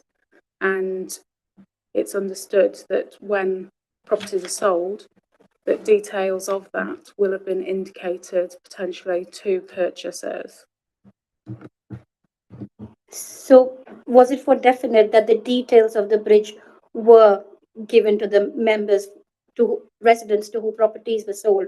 Because what I'm not clear about is, you said original consultation was undertaken. So which year was the original consultation undertaken? And then the second consultation, which you say was undertaken recently, why was then it only limited to residents who lived nearby the bridge and not everybody? There seems to be some discrepancy there. Come back. Thank you, Chairman. So, as planning officers, we don't get involved in house sales. I understand when I bought my own house, I got a pack of information that told me what was going on in the local area, and that is as much information as I can give you as a planning officer. They should have been made aware by their solicitor there was this planning application, and as part of that there would be a bridge. But I can't comment any further than that on that issue. And as my colleague explained, the reason why the consultation was to the properties with the frontage to the bridge is because primarily we're concerned with design and appearance in this particular case, not with the principle of the bridge itself. Sorry, we're just trying to double check the date of the consultation. So it would have been when the application initially came in, and then there was a further consultation further in the process, but we can update you on that a little bit later on if that's okay. Councillor Chewy. Yeah. Can I just ask officers to clarify with whom the consultation has been done in terms of the landowners? Are the landowners the Grantham Canal Society or the Canals and Rivers Trust? And going back to this issue of 2 metres versus 3 metres, who was the relevant stakeholder in determining what height the bridge had to be above the canal? Thank you.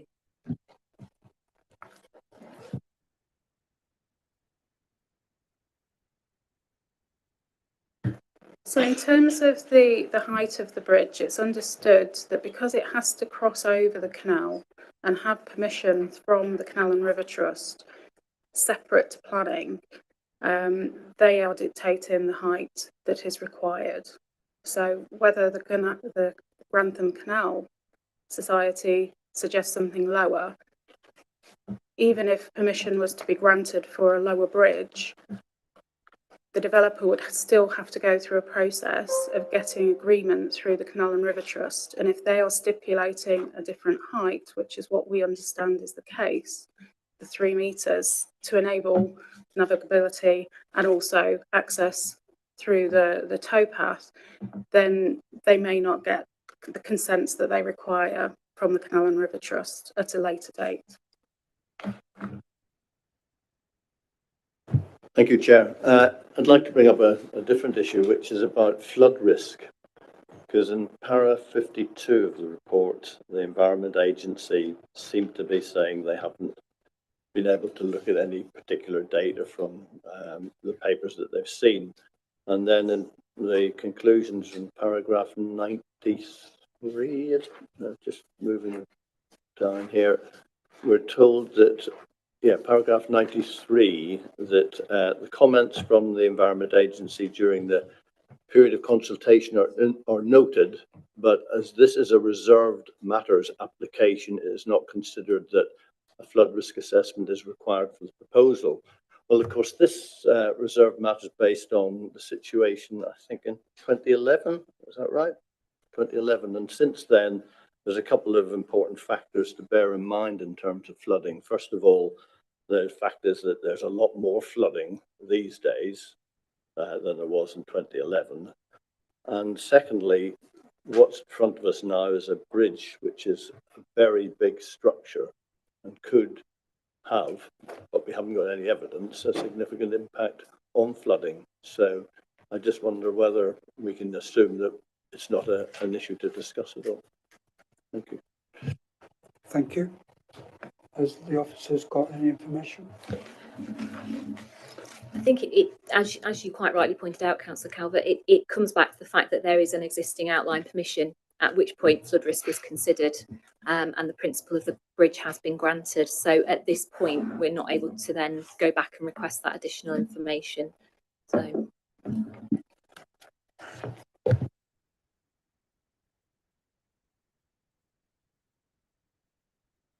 I do know that when you buy a new house, you do get a pack, and it explains in the pack what you are responsible to pay for, and that is like the swings in the play park.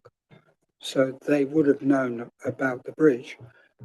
I must admit, I would like secure fencing so no child can fall in to the canal when when they're walking across the bridge if it's 3 meters high, because that's quite a big fall for a child. Thank you. I'd just like to see the information about this 3 meters business, because paragraph 18 is the Canal and River Trust comments, and it just doesn't specify a height. It just says the bridge design, should this section of the canal be restored to navigable status in the future. And then they go on to say, it is disappointing that the proposed bridge requires a stepped rather than a ramped access, as this will limit accessibility, unless there are practical reasons which would preclude a more accessible design. So actually, the Canal and River Trust are more concerned about DDA compliance than they are about the height of it over the water.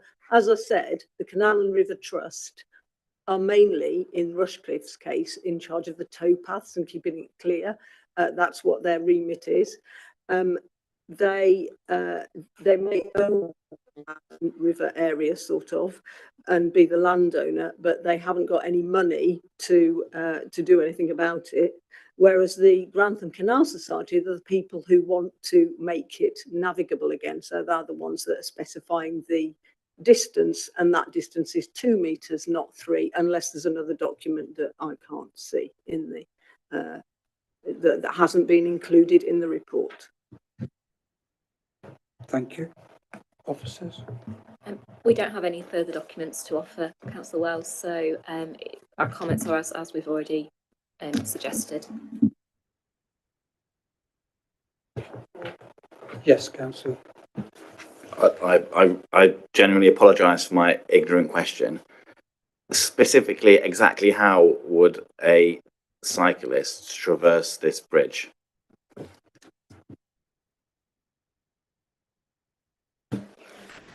They would have to dismount, but there is a rail, a trough along the side of the bridge that they can then put their bike in and walk over the bridge with.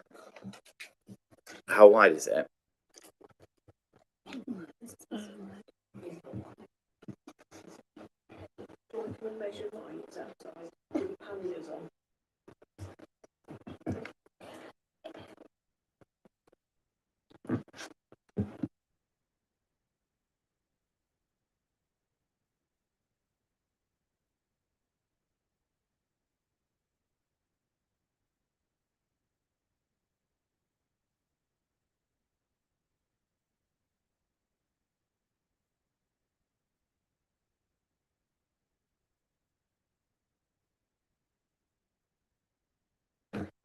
So the plan before you suggests that the cycle trough would be 150 millimetres wide and 75 millimetres high.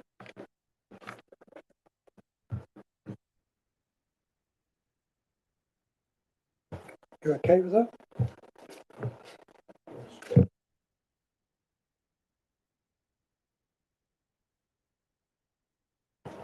Any other questions, councillors? Or can we bring it? Yes. Could you just confirm that the intention isn't that the cyclists would ride in this track? They would get off and push the bike up the track, is that right? Yes, that's right. So it's just a channel to put the bike wheel in, from what I understand, although I'll defer to Councillor Mallinder as a more knowledgeable cyclist than me. Yeah. As someone who cycled here tonight, those little troughs, what you're talking about is like an upside down rail for a train sort of thing. That's what you're talking about. So you put your wheel in that. So almost like a tram track. So I've got panniers on my bike, and it's also very, very heavy, which has saved my life, but that's another story. But I could not possibly push my bike up there, even as an able-bodied person. Someone who's got a RAN trailer, which is a child seat on it, or any kind of other sort of child seat, or those ones that have got little trolley behind them, or certainly someone with wheelchairs and pushchairs, no way are they going to be able to use that. It's absolutely appalling that someone should consider that offers a cyclist or anyone else that relies on wheels of any kind a way to traverse that bridge. Thank you. Again, so I'm trying to clarify my understanding here. So the requirement is to provide a pedestrian and cycle bridge. Is it a material consideration to us if we were to take the view that this is not a cycle bridge? This is whilst it could be deemed to be a pedestrian bridge, notwithstanding the points about disabled users. If we were of the view that this is not a cycle bridge, you get the thing. Would you like to come back? So, condition 49 of the original approval does indeed refer to method of construction of pedestrian/cycle bridge. Members might consider that this doesn't meet that criteria of the outline. You might think that is a reason for refusal, that it doesn't fully meet.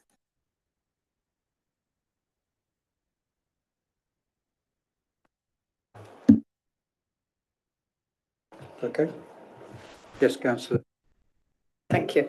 I read somewhere in the report, and I can't remember where, but I did write it down, that the bridge is to be constructed within 12 months of approval by Notts County Council and the Canal and River Trust.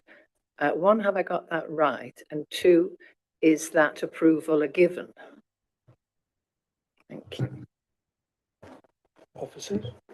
So that was a suggested condition 2 in the report, and that's the one that has been indicated to be updated by the one that I referred to at the beginning of the meeting. So it's no longer referring to 12 months to do it within 12 months of receipt. We're asking for the bridge now to be constructed within 2 years. Is that approval a given? No. No.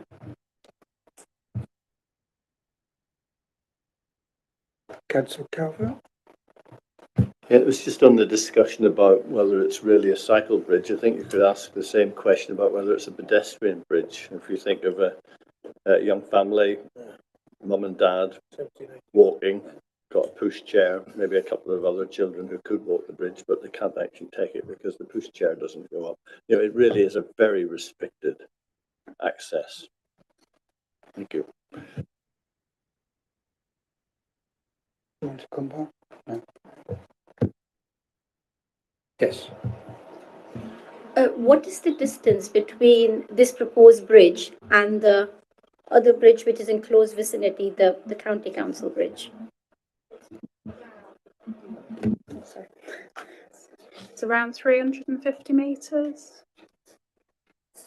So we're saying that there is another bridge which does connect both ends. Okay.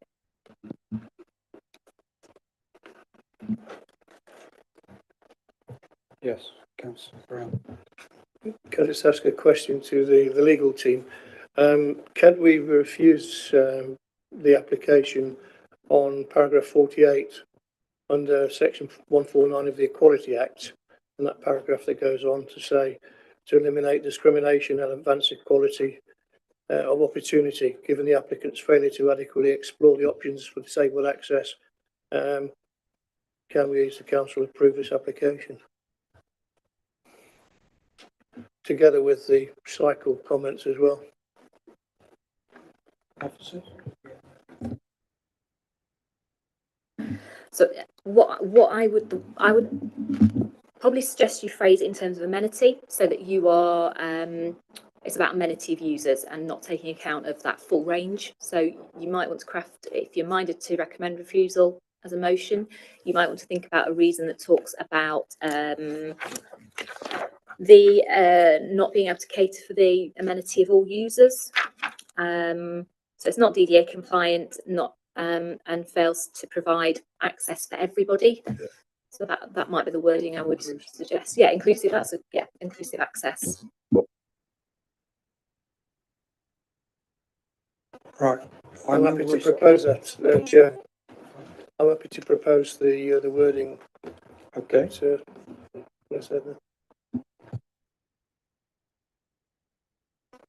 So can we have a vote, please? All. Could we just clarify the grounds of refusal?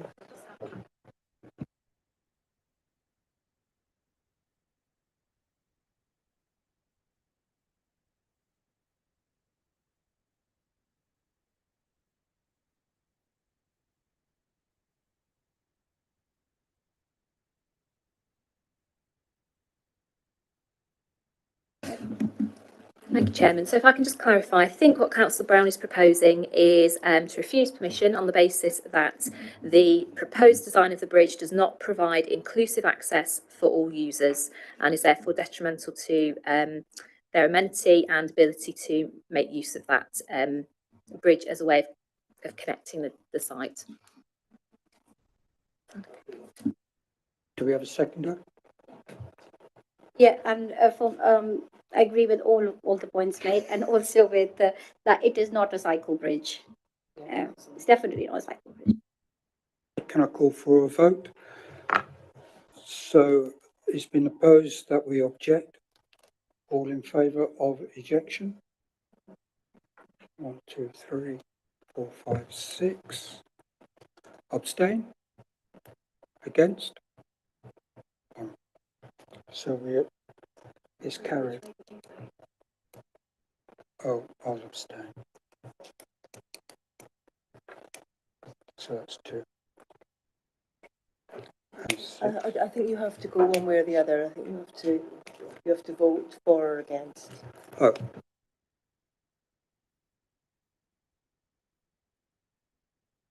Thank you very much, councillors.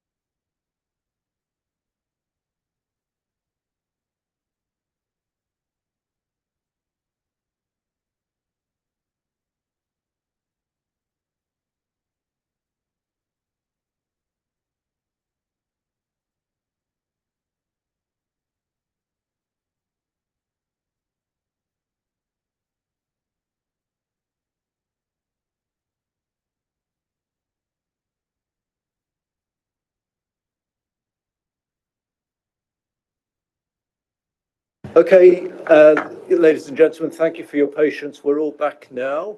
And so we come on to our final application this evening, which is the Catalyst Church at Westminster Drive, Upper Saxondale. And Mr. Elliott, please, if you talk us through this. Thank you. Thank you, Chair. Yes, this application is for the change of use of the existing church building to a community hall. The application site is shown here within the red line. It's on the north side of Westminster Drive and within the settlement of Upper Saxondale. And this is the aerial view of the application site identified within the red circle. Members will note the mature trees within the area immediately to the rear of the building and the wooded area to the rear of the site as well. This slide is the greenbelt boundary. It's drawn very tightly around the rear elevation of the application site, or building, I should say. So the application building is within the settlement and the associated land is within greenbelt land. This slide is taken from the conservation area appraisal for Upper Saxondale. The application site is just identified within the blue circle.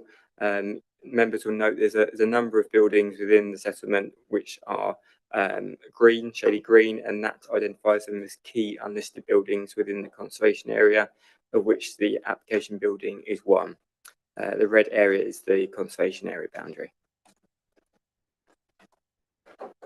So a couple of photos to show members. This is the front elevation of the application building with the lay-by in front of the building, which is part of the adopted highway. This is within the rear ground of the application site, looking towards the rear elevation of the application building. Again, within the rear of the site, looking towards one of the side boundaries. This is towards the Berkeley Crescent side of the application site. And this is towards the rear boundary. The hit and miss fencing is the rear boundary of the site with the countryside beyond. And then another side boundary, this is the direction towards Grosvenor Crescent. These are the elevations that have been submitted along with the application. There are no external changes to the application building, so they are as the building is now. No external changes at all. And then this is the floor plans that have been submitted as well. Large open area, which would be retained. There are a few refurbishments, light refurbishments, included within the application, but they alone wouldn't require planning permission in their own right. So overall, the proposal is for a change of use of the application building. It will provide a community facility which will accord with the aims of Policy 12, the core strategy, and Policy 30 of the Local Plan Part 2. Furthermore, it will secure the long-term use of the application building and the ongoing maintenance of a key unlisted building within the conservation area. Officers are very mindful of the number of concerns related to highway safety and the lack of parking amenity. But officers' view is that this would be no greater in terms of demands for off-street parking than the current authorised use of the site as a place of worship, which could intensify without the need for a further grant of planning permission. There are no objections from technical consultees on this application, and officers are minded to support the application with a recommendation for approval. Good, Chair. Thank you, Mr. Elliott. We have three speakers on this item. We have a representative of the applicant, and a resident who's an objector, and the ward member. So the first speaker is Mr. Tim Kirby, who is speaking on behalf of the applicant and is from the First Bingham Scouts. So if you'd like to come to the table, please. And thank you for your patience, everyone. We've had quite a lot of applications to discuss tonight, so thank you. So as you will have seen, you have up to 5 minutes. As soon as you're ready to start, press the right button, the red light will come on. And if you're still speaking after 4.5 minutes, we'll just tell you there's 30 seconds left. Okay. So whenever you're ready. Good evening, Chair and Councillors. My name is Tim Kirby and I'm currently the Chairman of Rushcliffe District Scouts. Since its creation over 115 years ago, the Scout Association has been recognised as an organisation helping to support young people in their personal development empowering them to make a positive contribution to society. This now goes under the trendy title of #Skills for Life. Scouting is a fully inclusive organisation and accepts members from all areas of society without any discrimination of any form. First Bingham Scout Group is one of 17 Scout groups across Rushcliffe Borough. It's a strong group run by 25 volunteer adult leaders. Although registered in 1945, the group has never had its own headquarters, and the various age group sections of the group currently meet in a range of schools and church hall venues. Each of these venues has its shortcomings. Storage space for weekly activity programme materials are very limited or non-existent. Not all venues have the use of kitchen facilities, and not all have access to outdoor space. The group's camping supplies are kept in a shipping container at Bingham Rugby Club, making them isolated, vulnerable to theft and vandalism. And the diversity of current venues means that many items of equipment have to be duplicated. However, in considering this application, I would like you to consider the activities of the Scout Group not in comparison to the building's current zero use, as it appears most of the objectors have done, but to compare it to what would be totally legitimate under the current F1 class of use for religious use. The chapel could become home to a congregation limited only by the physical capacity of the building, meeting as often as they wish, without any restrictions on timing or duration. Amongst other things, it could legitimately be used for unlimited weddings, funerals, bar mitzvahs, daily Islamic madrasa schooling, as a Sikh community kitchen or a Salvation Army band practice or Diwali fireworks. Ancillary to such religious activity, it could genuinely be used as a warm hub, a fundraising venue, or a celebration venue. There's no doubt at all that as a Scout Group headquarters, there will be some increase in local traffic compared to the current zero use. But I suggest that the amendment to F2 use will create no more and probably less than could occur under legitimate F1 religious use. Our usage would be primarily midweek, with meetings normally ending before 9:45. Our parking requirement is only for leaders, with young persons being dropped off and picked up in 2 short time periods. All activities will be supervised, and we are good neighbours willing to engage with the local community. As leaders, we have noticed a significant impact on the resilience of young people since COVID. If restrictions on the times of use are to be considered, might it be possible to include up to 3 overnight uses per year, please?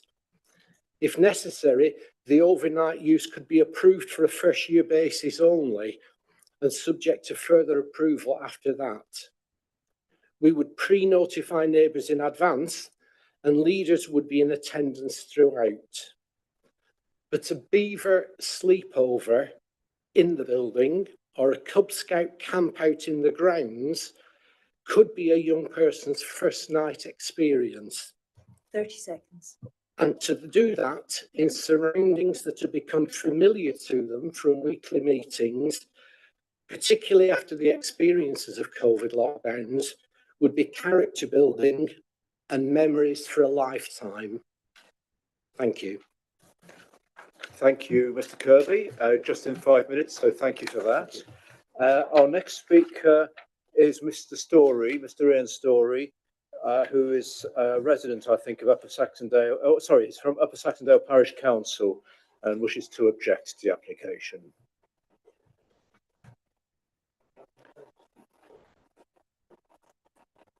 And again, thank you for your patience, and you'll have up to 5 minutes when you're ready.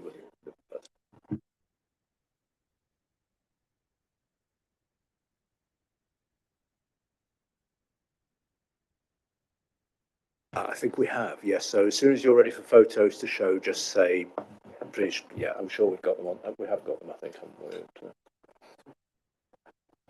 Yes, we have. Yeah. So yes, I'm Ian Story. I'm chair of the Upper Saxondale Parish Council, and we are objecting to this application for change of use. Just to make one thing perhaps clear at the outset, the application is for change of use to use class F2, hall or meeting place for principal use of the local community. But as we've just heard, the reality is that this will be the headquarters and the meeting place for the Bingham Scout Group. I'm going to talk about three things: sustainable transport, impact on residential amenity, and local community need. Turning first to sustainable transport, policy 12.2 of the local plan part 1 provides that new community facilities should be in locations accessible by a range of sustainable transport modes. The report by our planning officer doesn't really deal with this, but the applicants have stated that drop-offs and pickups would obviously be accomplished by vehicle. Based on the applicant's own estimates, the daily number of vehicle journeys to and from the site will be as high as 74 journeys a day an evening. Additionally, the applicants aim to grow Scout membership, which would of course increase those vehicle movements. Virtually all the journeys to and from the site will be made from the Bingham area. The site in Upper Saxondale is not accessible by walking or by public transport from Bingham. Neither is cycling an option, as it would require young people to cycle along and to cross the busy A52 trunk route or along Henson Lane, which is both narrow and unlit. So the development does not really accord with policy. This policy, nor does it in fact comply with policy 14, which also requires accessibility by walking, cycling or public transport, none of which, as I say, are possible in this situation. Turning secondly to the impact on residential amenity, the report states that the proposed use wouldn't increase impact. However, the number of drop-offs and pickups from vehicles and associated parking will in fact have a very great impact. The highways report provided to the committee unfortunately doesn't really deal with this issue, so I want to explain that in a bit more detail.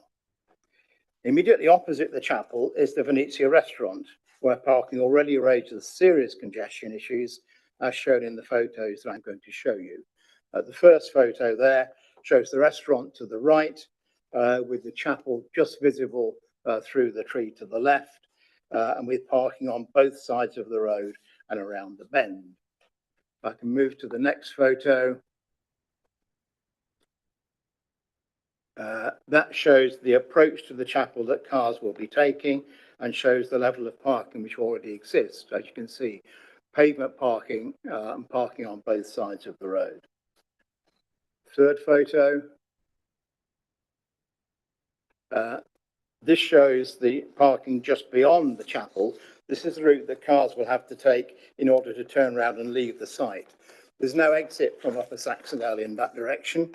So in order to leave the site, cars will either have to turn around in residence driveways or double back along narrow residential roads, which have their own parking issues. And the final photo shows the exit from one of those side roads coming back onto the main spine road. And again, you can see the issues caused by the parked cars. So in summary, there'll be serious congestion and significant safety issues with young people trying to get in and out of the cars and get to the chapel. There'll also inevitably be an increase in pavement parking. This will force pedestrians, including parents with pushchairs and the disabled, to have to walk in the road, again, raising obvious safety concerns. My final point is where the hall meets the needs of the local community. The applicants are seeking a change to Class F2, which, as I said, is a hall or meeting place for the principal use of the local community. And under policy 12.1 of the local plan, again, provision of community facilities will be supported where they meet a local need. The reality is that the building, as we've seen, will be used as the headquarters of Bingham Scouts and not for the benefit and use of residents of Upper Saxondale. Bingham and Upper Saxondale are distinct and separate communities. And the fact is that Upper Saxondale has no need or use for a Scouts headquarters. And to the extent that the building can be a community hall too, Upper Saxondale already has a community hall and doesn't need another one. So there's no local need or use for this development. That's time. And I would therefore ask you to not approve it. Okay, thank you. Thank you, Mr. Story. So just on 5 minutes again. And our final speaker on this item is the ward member, Councillor Solomon, please.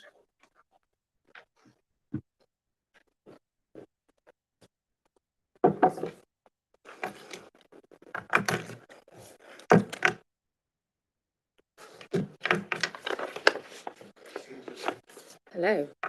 Okay.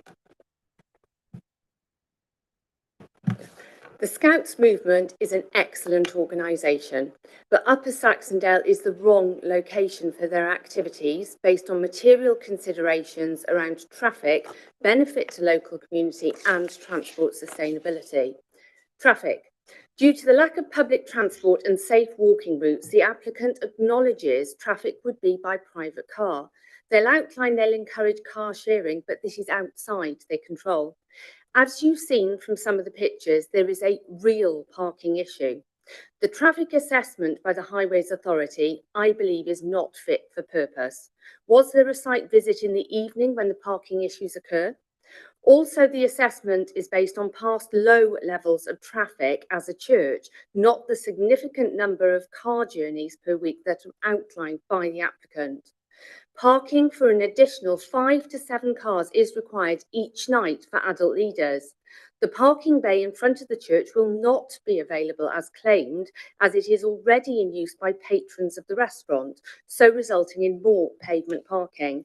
There is no suitable parking alternative unless you cut down some rather substantial trees that are next to the church to make a parking area. Benefit to local community. There is no definition of local community in the use class order. Based on geography, common sense, the map, and newly established Upper Saxondale Parish Council, can you show the correct slide, please? The local community for the church must be restricted to Upper Saxondale, not including Bingham. So what benefit will the Scout bring? Currently, there are about 120 Scouts outlined to attend. I've tried to determine how many from Upper Saxondale are in this figure, and as a 26-year-plus resident, I estimate generously 5 children. That means the other 115 will need to get in a car and travel over 3 miles from Bingham to an external village. Therefore, the application would fall outside Class F2B as not constituting principal use of the local community. A clearly stated aim of the applicant is to expand. Expansion from children at Upper Saxondale with few young children is very limited. Therefore, expansion will be by attracting other groups into the area. This will generate more car journeys, further adding to the traffic problems. How will this benefit the local community? It does not. In relation to the Rushcliffe Local Plan Part 1 core strategy, the policies relevant are listed as Policy 1 and 12 to secure development that improves the economic and social conditions of the area. I've already outlined there is no social benefit. There's no economic benefit either. A stated aim of change of use for the church is to enable it being rented out in the day on a case-by-case basis. This is in direct competition to the existing high-quality Upper Saxondale Village Hall. There's no need for an additional facility, and approving the application threatens the commercial viability of the existing hall. Transport sustainability. Policies 12 and 14 apply in relation to the requirement for sustainable transport. Lack of bus service, especially in the evenings, lack of safe walking route to Bingham, push the prevalence of transport to car use. I note in the application, Rushcliffe officers recommend the installation of a bike rack, I presume by way of encouraging sustainable active travel relating to policy 14.2.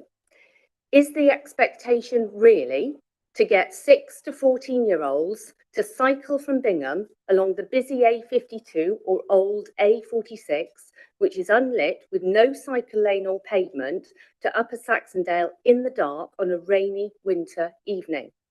As a parent who does bike with my children, I would not let them cycle that route in the dark. Even if the small cycle lane across the A52 is taken, it scares the heck out of me with the traffic. Plus, it's on the wrong side of the road for accessing Upper Saxondale. It's simply dangerous and unviable for children.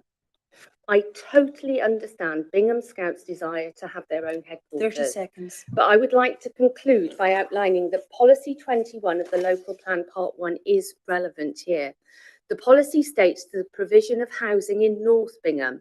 Paragraph 5 of the policy, a community hall of an appropriate scale to serve the new development should be provided. I believe that such a development would serve as a more suitable venue for the Scouts, negating all the material considerations I've outlined today and keep the Scouts in their local community, Bingham. Thank you. Thank you, Councillor Solomon. That must be a timer going off. Right, there we are. Okay. Right. So I'll just briefly. Well, we heard from Mr. Kirby, gave us some history of the Scouts, and pointed out that they were formed in 1945, but until they've yet to have their own premises, so they're having to use random premises, which is rather impractical. Also suggested that the activities versus zero use of the building, thinks it's legitimate, would compare to legitimate religious use of the building, which could have large congregations, weddings, etc. Acknowledges that there'll be some increase in local traffic, but also suggests that if it was used for something else, there could also be an increase in traffic. And also to give us a bit of background about what the Scouts do. Mr. Story from the Parish Council pointed out that the requirement for local community uses versus people from Bingham, and concerns about sustainable transport or lack thereof, and difficulties of cycling, and also pointed out impact on the restaurants there, and worried about turnaround on driveways and parking, and also referred to policy 12.1 local need conflicts. And then similarly, Councillor Solomon likes the Scouts but thinks it's the wrong place. Lack of public transport and car sharing, and doesn't necessarily agree, or doesn't agree with the traffic assessment by the traffic officers, and also pointed out local community. It is the preference, and the Bingham Scouts not being local would have to come in by car, and doubts whether they'll come in on bicycle, and also pointed out economic details as well. I think that's covered most of the point. Do you want to come back on any of those, or shall we go? Well, if you want to come back, you can.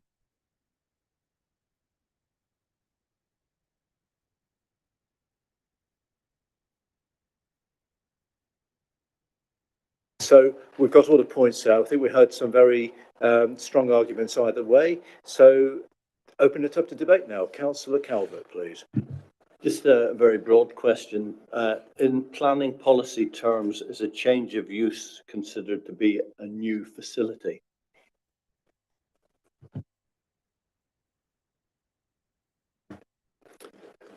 In this regard, it is changing from an F1 place of worship to an F2 community hall. So yes, it would be a change. Yeah. Okay, thank you. Anyone else on this, or Councillor Plant? Yeah.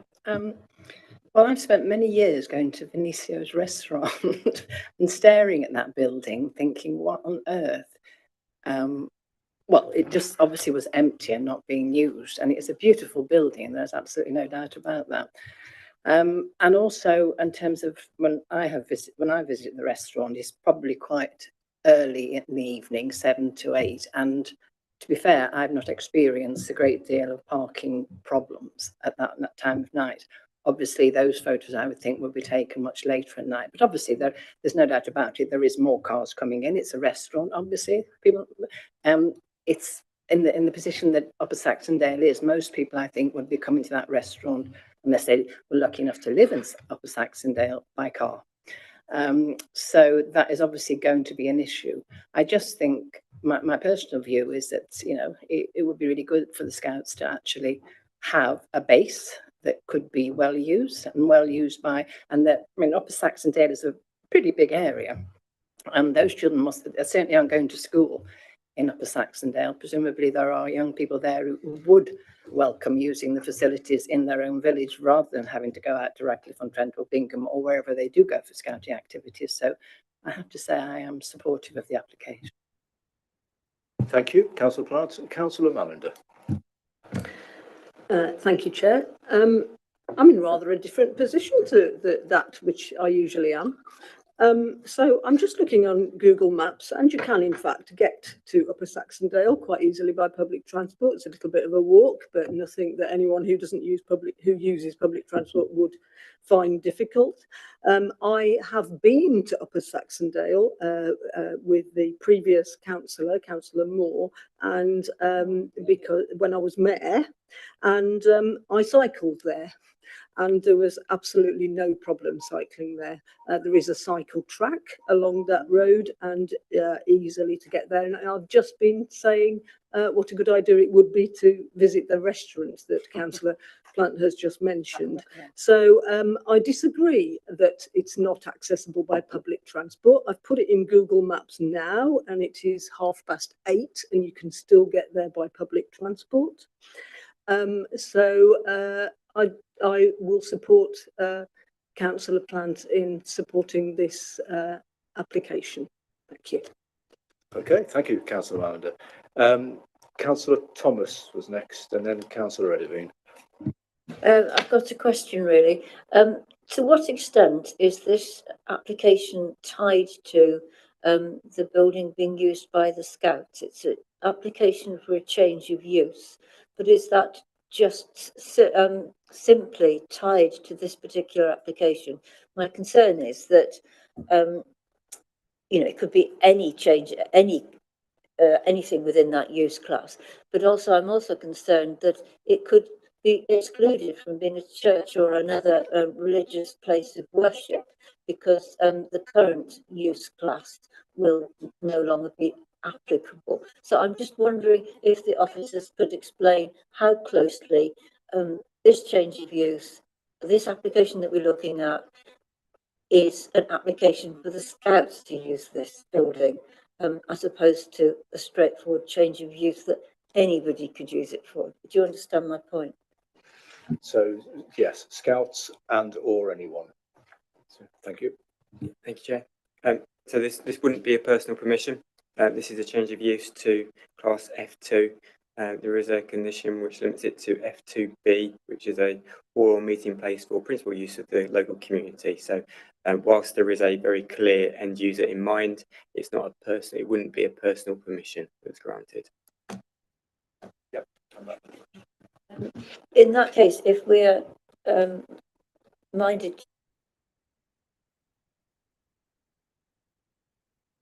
the use class that's approved is it F1, the current use, or F2B? Do you see what I mean? I'm in favour of broadening it to community use, but not to excluding a religious meeting place. Yes, could you advise us on that? Because Yeah, thank you. I can advise that should this permission, if it's granted, not be implemented, the use would still be as a place of worship. So if this community use didn't come forward, then it would still retain. But what is before you is an application for a change of use to F2B. So that change of use would only take place if the Scouts agreement actually goes through. Is that true? Yes, if implemented, that's when the change of use would be authorised. Yes, otherwise it would be retained as that as the current authorised use. You don't have to implement a planning permission even if it's granted. So, yes. Just have one other question really. If we are minded to approve this, I was wondering if it would be reasonable to add a condition for a travel plan to be produced by the Scouts as to how they would address the issues of the children travelling there. It's very common with schools and businesses that come up for planning applications for them to be required to produce a travel plan. I think the thing here would be that the thought that had gone into it and the consideration given to it would hopefully come up with some solutions that would alleviate some of the problems for the residents, which I completely sympathise with. An interesting question. We'll take some advice on this. My thought is, and I may be wrong on this, but it might not be so practical to do a travel plan or to commit a travel plan as such. But I don't know if there is some sort of advisory sort of. But that's just me. But we'll come to officers. Yeah, travel plans are usually requested on new developments that haven't got uses already. The use that's there already does or could potentially generate a lot of traffic, and we couldn't ask for a travel plan. County Council don't consider one as necessary, so I think we'd be struggled. We wouldn't be able to justify requesting one. Okay, thank you. Councillor Edivine. A couple of questions, really. When was it last used as a place of worship? Just as a sort of follow-on to the previous question. But possibly more an observation. I think this is not the first time we've sat in a planning committee and been told that the highways assessment is not agreed with, and I'm sure some of us as committee members probably agree with that. But I believe that we're, as a statutory consultee, if they have said that there's not a problem, if we decided there was a problem, we'd be on sticky ground anyway, would we not? I think the answer to that is yes, but we'll just check. Your first question, when it was last used, we don't know. It would appear that it was some time ago.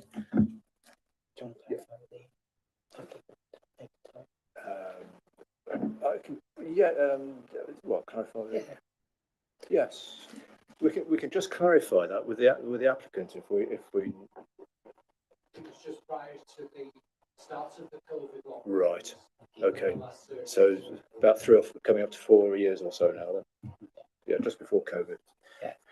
In terms of highways, you're right. They're the statutory consultee, they're the experts, and if they don't feel there's an issue or a need for a travel plan, then yeah, if we go against it on those grounds, we would have to have a solid case to justify why we aren't following that advice.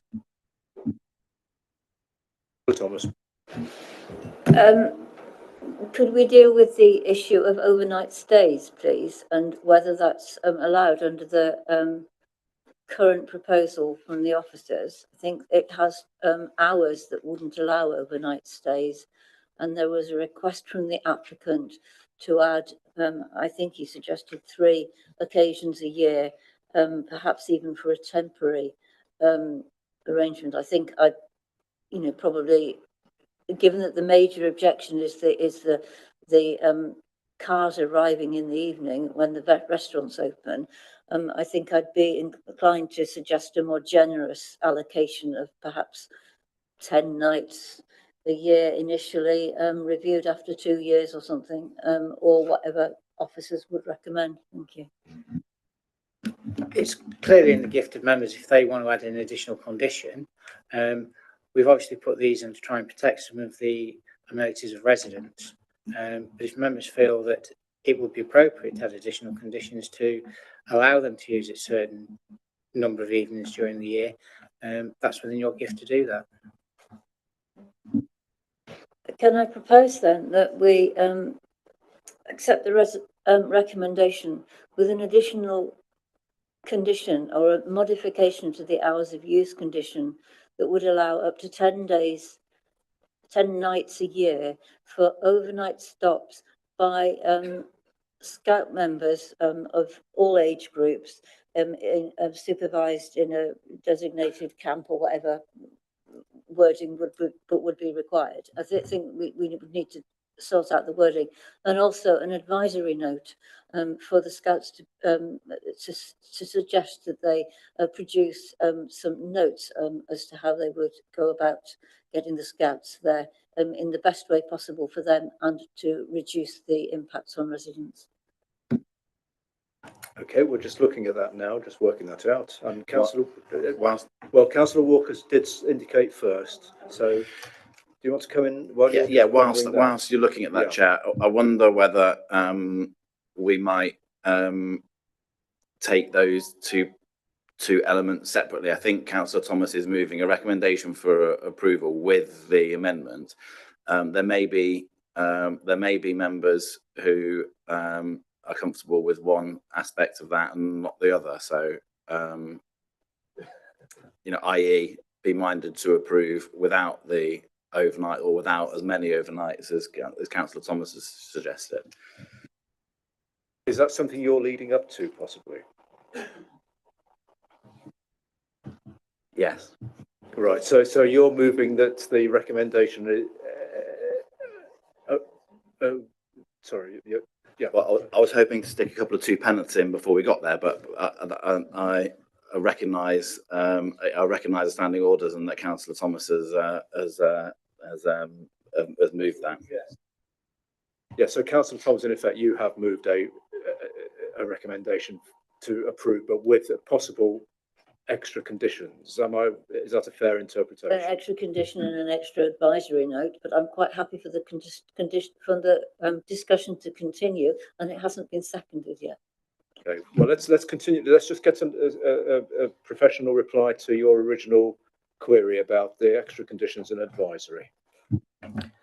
I think in terms of adding the additional condition to something like 10 days, it almost seems to be focusing on the activities of the Scout group. So it kind of makes it pushing towards personal permission, where it's open generally to the community. Like I say, but it is the members' discretion. If they want to add that, they can. I think at this early stage, it might be advisable not to allow for the 10 days, but try and reduce them to give them the opportunity to help develop that part of their their activities. But I think, bearing in mind, if we did grant it with 10 days, it wouldn't be personal to the Scouts, so somebody else could use it for a similar purpose. Yeah. So perhaps I think the advice there is to be cautious. Well, I think they asked for 3, which, would be the other way. But I think it would be in the wording of what it could be used for in terms of overnight use, I think, that would help limit it to this particular application. But I don't know how that would be achieved. Is there a danger that that's the point, isn't it? There's a danger of making it extremely complicated, both in terms of coming up with a suitable wording and condition, but also crucially in the managing of it and the implementation of it, I suspect. That's just me. But like I say, I mean, we're almost the application is for a community use, community hall and use. And as we've said earlier, it wouldn't necessarily just be for the Scouts as it stands at the minute. It's not personal permission, so it could be any group that wanted to use it. Yeah. Does that help? Maybe not, I suspect, from your point of view. So are you still in effect moving that now I think I'd like to hear what other councillors. Okay, rightio. So who wants to come back? Councillor Walker and then Councillor Manager. Yeah, I just wanted to acknowledge this point on the traffic and say that in my conclusion, if you like, recognise a discrepancy between what's actually happening on the ground, so to speak, versus the planning policy or the the planning context. Because what we've really got there is a very well supported restaurant adjacent to an unused place of worship.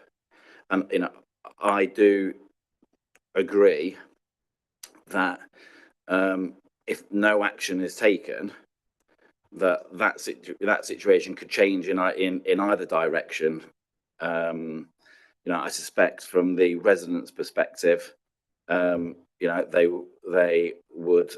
I recognise the difficulties that will be created by a very well supported religious use there, and I agreed with the representation that we saw earlier, that we in this specific point we should be comparing it to the existing use F1, and it's not really relevant that at the moment that isn't being used, because it could be it's very possible that it could be used in the ways that the speaker described.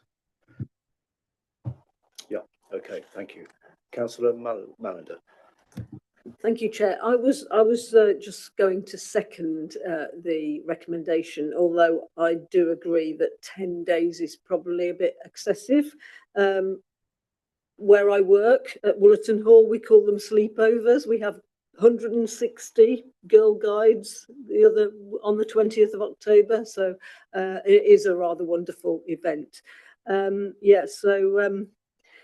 yes, and I also live almost opposite a scout hall, where the community do use that as well as the scouts. So they have Christmas fairs there, they have parties for local people in the daytime for children.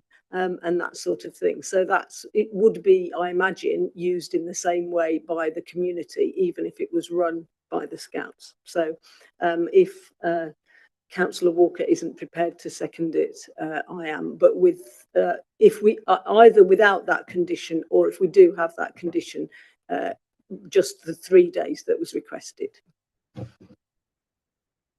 Yes, Councillor Wells. Thank you, Chair. 10 days, that is a long time for the neighbours with the noise value and the security with all those cars about. 2 days max, I would say, but no longer than that. Thank you. Right. Okay. Thank you. So we need to be clear where we are now, because there's the danger of getting confused, I think, and because I think I am.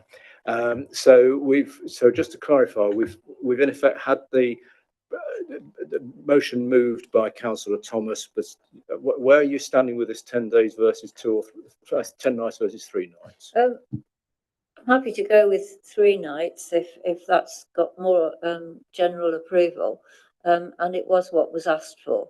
And I'm also happy for it to be temporary with a review at the end of a year, which is what I was asked for. But I would be more generous and make it 2 years.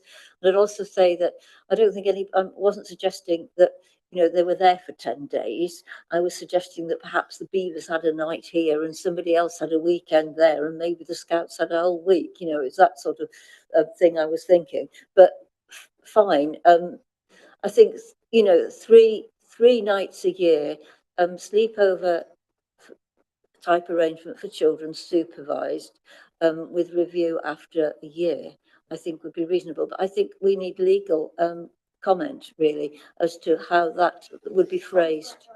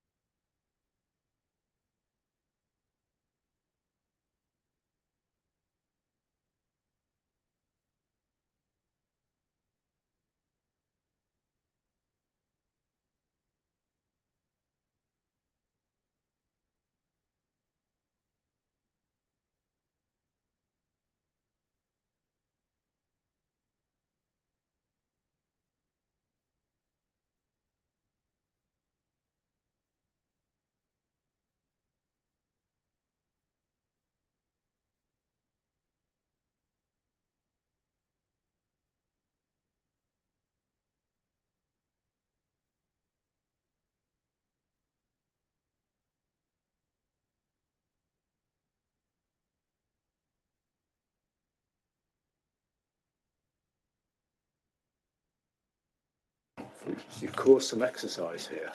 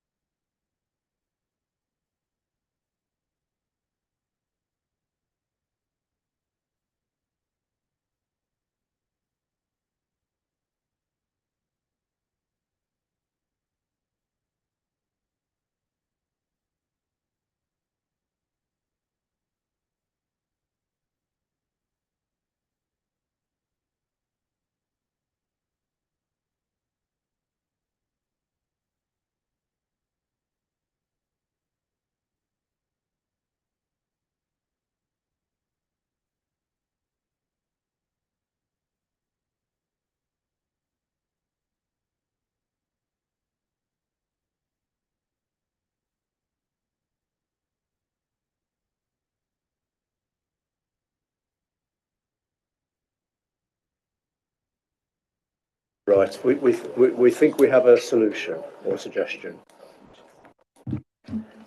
Following the advice of the legal officer, we think that we were probably better, because what's before us, vote on that, because the additional night stay over has not actually been considered or consulted on. So it's not been part of the process in terms of advising the local residents that potentially could happen. So I think the outcome is that in this particular instance, although, you know, say members can put additional conditions on, I think in this particular case, because it's not been part of the proposal already, there's been no consultation taking place in respect to that element. We leave the condition as it is in terms of the hours of operation, and should the scouts occupy it, then they can come back and apply for a variation to that condition to allow them to have that additional time. Thank you, legal officer, for that. Does that? Are you quite happy with that? Yes, fair enough. So shall I amend the recommendation to approve the application with an advisory note about travel arrangements? Advisory note to? About travel plan. Travel plan, yeah. Travel plan.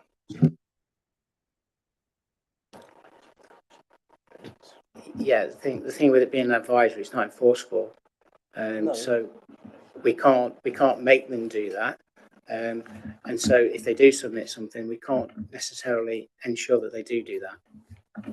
I don't think you're saying that I can't request. Well, you're advising me against requesting a condition that they produce a travel plan, and so I'm suggesting an advisory note that they produce one for themselves. Basically, we don't have to approve it. Chair. Councillor Walker. Bearing in mind what we heard about willingness to be good neighbours, then perhaps that's a piece of advice that they will be more likely to accept than somebody less willing to be good neighbours. Helpful comment, thank you. Right, have we got that then? You've made a note of that advisory. So does anyone else wish to come in on this, or shall we make a decision? I think we've had a good discussion, and it is important we cover all these points. So we've had the recommendation moved by Councillor Thomas, seconded by, now who seconded it? Was it Councillor Malland? Are you still, or is it Councillor Walker? It's Councillor Walker. So, yeah, with the additional nights. So this was without the additional nights. This is basically as per the recommendation plus the advisory. That's what we're moving at the moment, isn't it? So you're moving that. No, I'm seconding. And just asked. Yes. Yeah. So Councillor Amanda is happy to second. And Councillor Wilson happy with that. Right. Fine. Okay. Good. Clear. Right. No other comments. So we need to make a decision. So let's have a show of hands for those in favour of the recommendation to approve with the advisory note. Please show. I think it's unanimous, but just for the record, no one against, is there? No. So okay. So permission is granted. with that advisory note as well. So thank you for that. We come on to the final item on the agenda tonight, which is really just for noting and any questions or comments people might like to make. This is an update about some appeals, recent appeals. So, officers, do you want to say anything on this, or just see if any members want to? Any members want to comment on any of the appeals, Councillor Walker? I've got a question. Thank you, Chair. 22019884. Could you enlighten me as to decision type never to be determined? What that means, please. That's a really good question. What does it mean? Never to be determined. It could mean anything, really. It could, yeah. I mean, I've never seen it before myself, honestly, and I think it's just one that won't get determined. That's obviously the inspector's decision. So sorry, Glenn. So we still don't know, Councillor. Well, we go out into the evening, not enlightened in any way, shape, or form about that. Then, but we shall plough on nevertheless. Okay, thank you. Any other comments on the appeals? No, but it's interesting to. I mean, appeals are fascinating. These are, as I say, just for noting. Right, that's the final item on the agenda. So, thank you everybody for attendance and contributions. It's been another busy night. We can never say planning's never boring, and it's always very, very hectic. But thank you for everyone, members and officers, for input. And we'll close the meeting at 8:56.